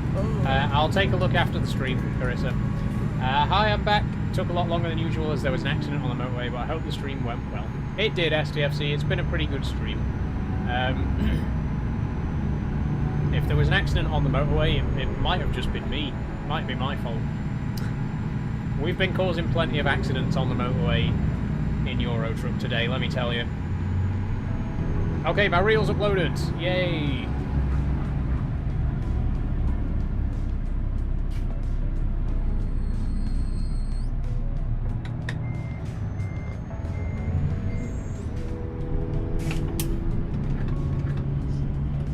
Why does the video have to be up by 8 PM, by the way?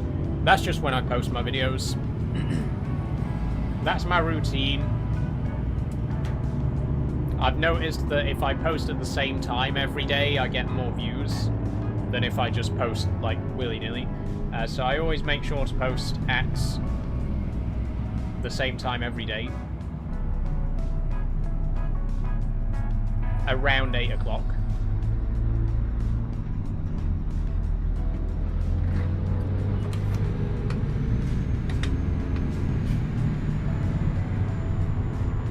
Oh, we're dozing. Shit. I mean, I'm literally just about to sleep.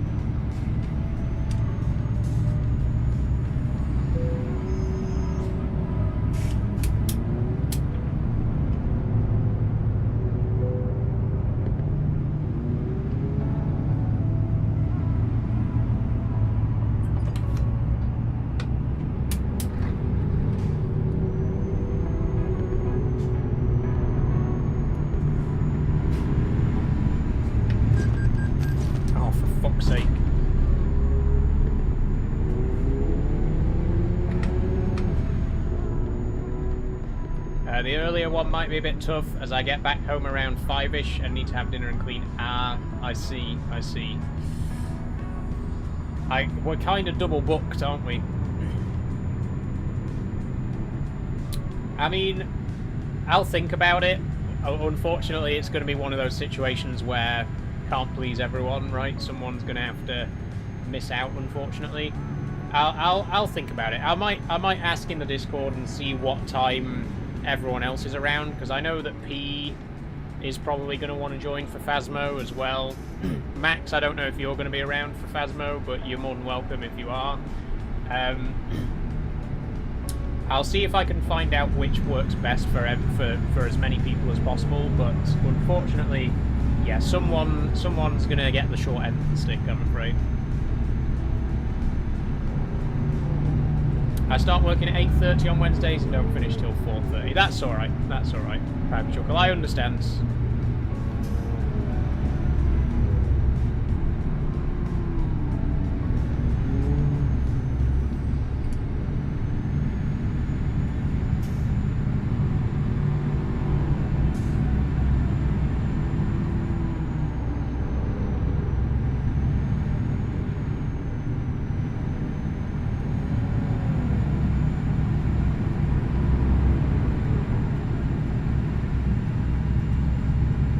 Okay, and we're done. All sorted.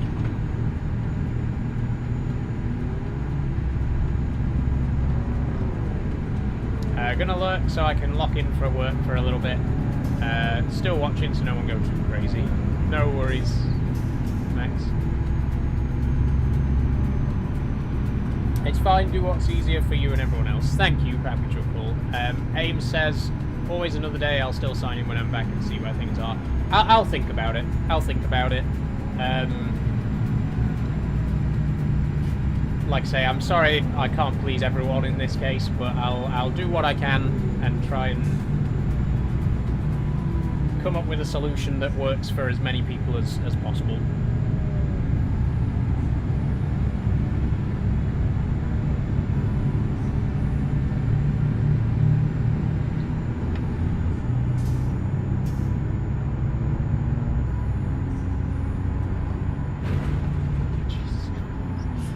Keeps getting worse. I think we haven't damaged the cargo miraculously. The mulcher is still perfectly intact. The truck is 33% damaged. We've done so much damage to the truck.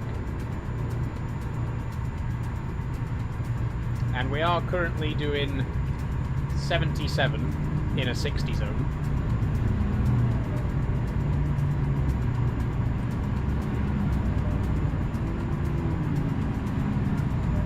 Keep drinking, so just keep drinking.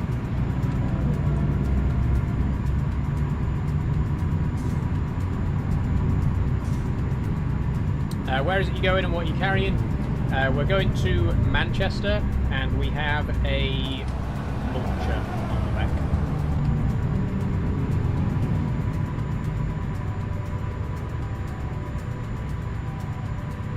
Right, there's only a drop left. When I get the chance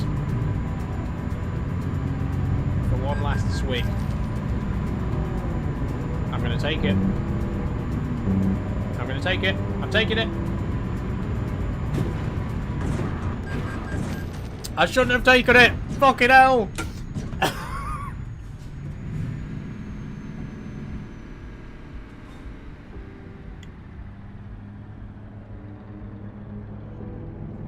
Oh my god.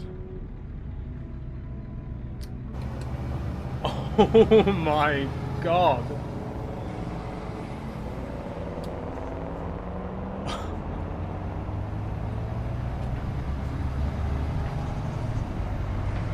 This is bad. This is very, very bad, everybody. This is absolutely phenomenally fucking bad.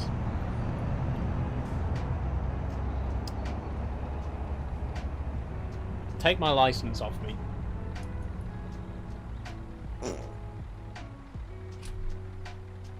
The truck, the trailer, and the cargo are now 100% damaged.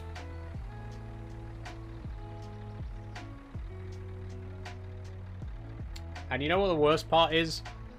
I still didn't actually finish the drink. There's still a drop left.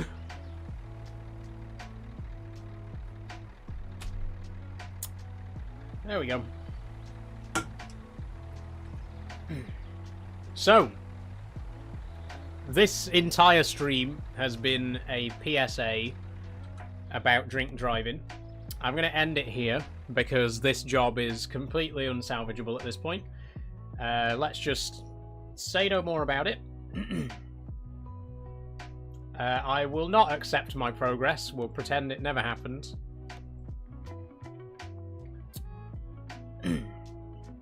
And that's it.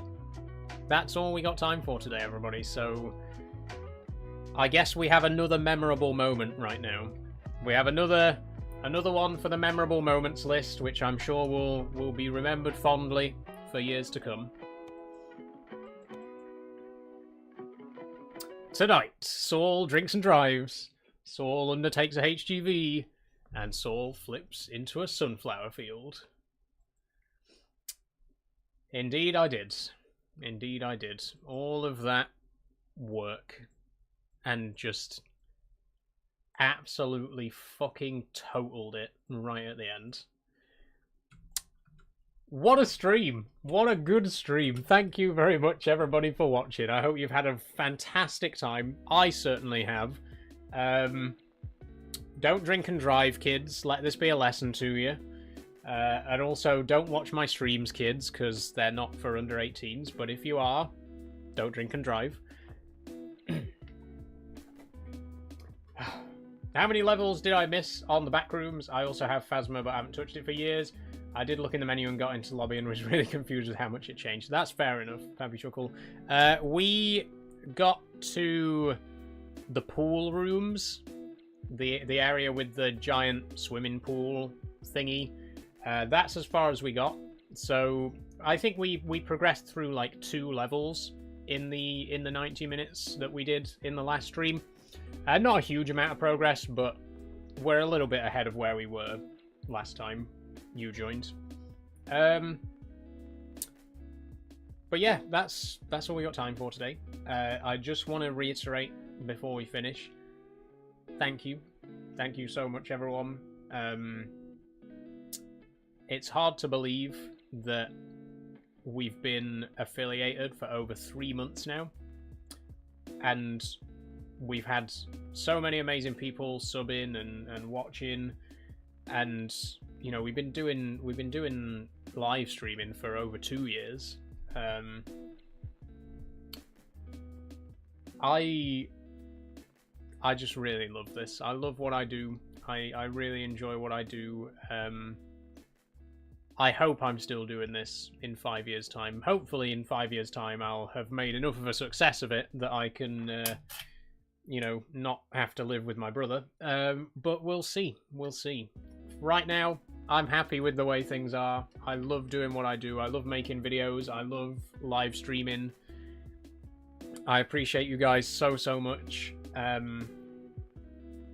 And going into July, there's going to be a lot more coming. There's going to be loads more live streams. There's going to be loads more videos. There's going to be longer videos. If you like my 10-15 minute videos, there's going to be more of those. I'm going to the Peak District again. I'm doing episode 2 of the Retro Corner. There's going to be another queer discussion video coming. There's going to be a Lego review coming.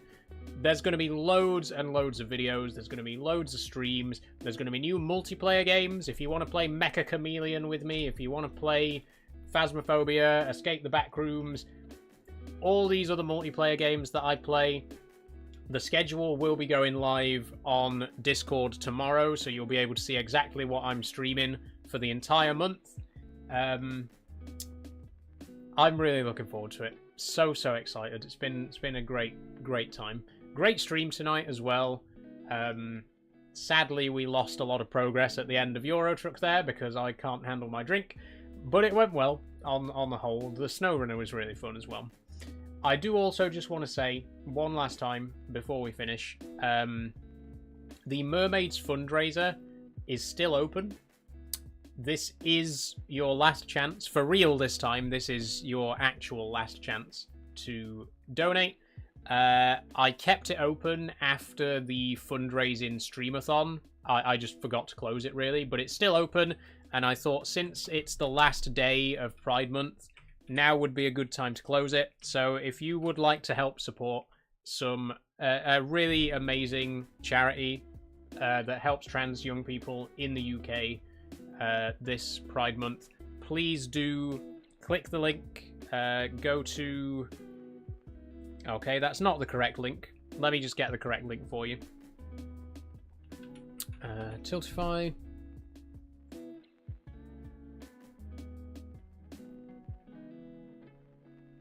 Don't have Discord, so rip. I'll post it on a TikTok story as well, Pappy Chuckle. You'll just have to, like, screenshot it or whatever. And that's the other thing. I'm going to start posting on TikTok again tomorrow. I think it's been long enough that we've kind of escaped the shadow ban. So I will start posting on TikTok again. The video that I posted on YouTube last week, I'll be posting an edited version of that for TikTok as well. But yes, just before we finish up, I will provide the Tiltify link one last time. If you are interested in donating to a really amazing charity that supports trans young people in the UK this Pride Month, please do chip in a couple of pennies. I'm going to close the fundraiser before I go to bed tonight. And that's it. We raised £121 during the actual streamathon, which was absolutely incredible. I've had an amazing Pride Month. I loved the streamathon. I've loved all of the streams that we've done this month. Really looking forward to doing more with you next month. So thank you everyone for joining me this June. I will see you tomorrow for an even busier July. Before we finish, I will do a raid on Twitch. If anyone has a raid to recommend, if anyone can suggest a channel for us to raid. But other than that, that's all. Oh, Fungus Queen's live. Fungus Queen is currently playing Outer Wilds. I'll send you over to their channel. We've raided them a few times in the last few months, so I'll send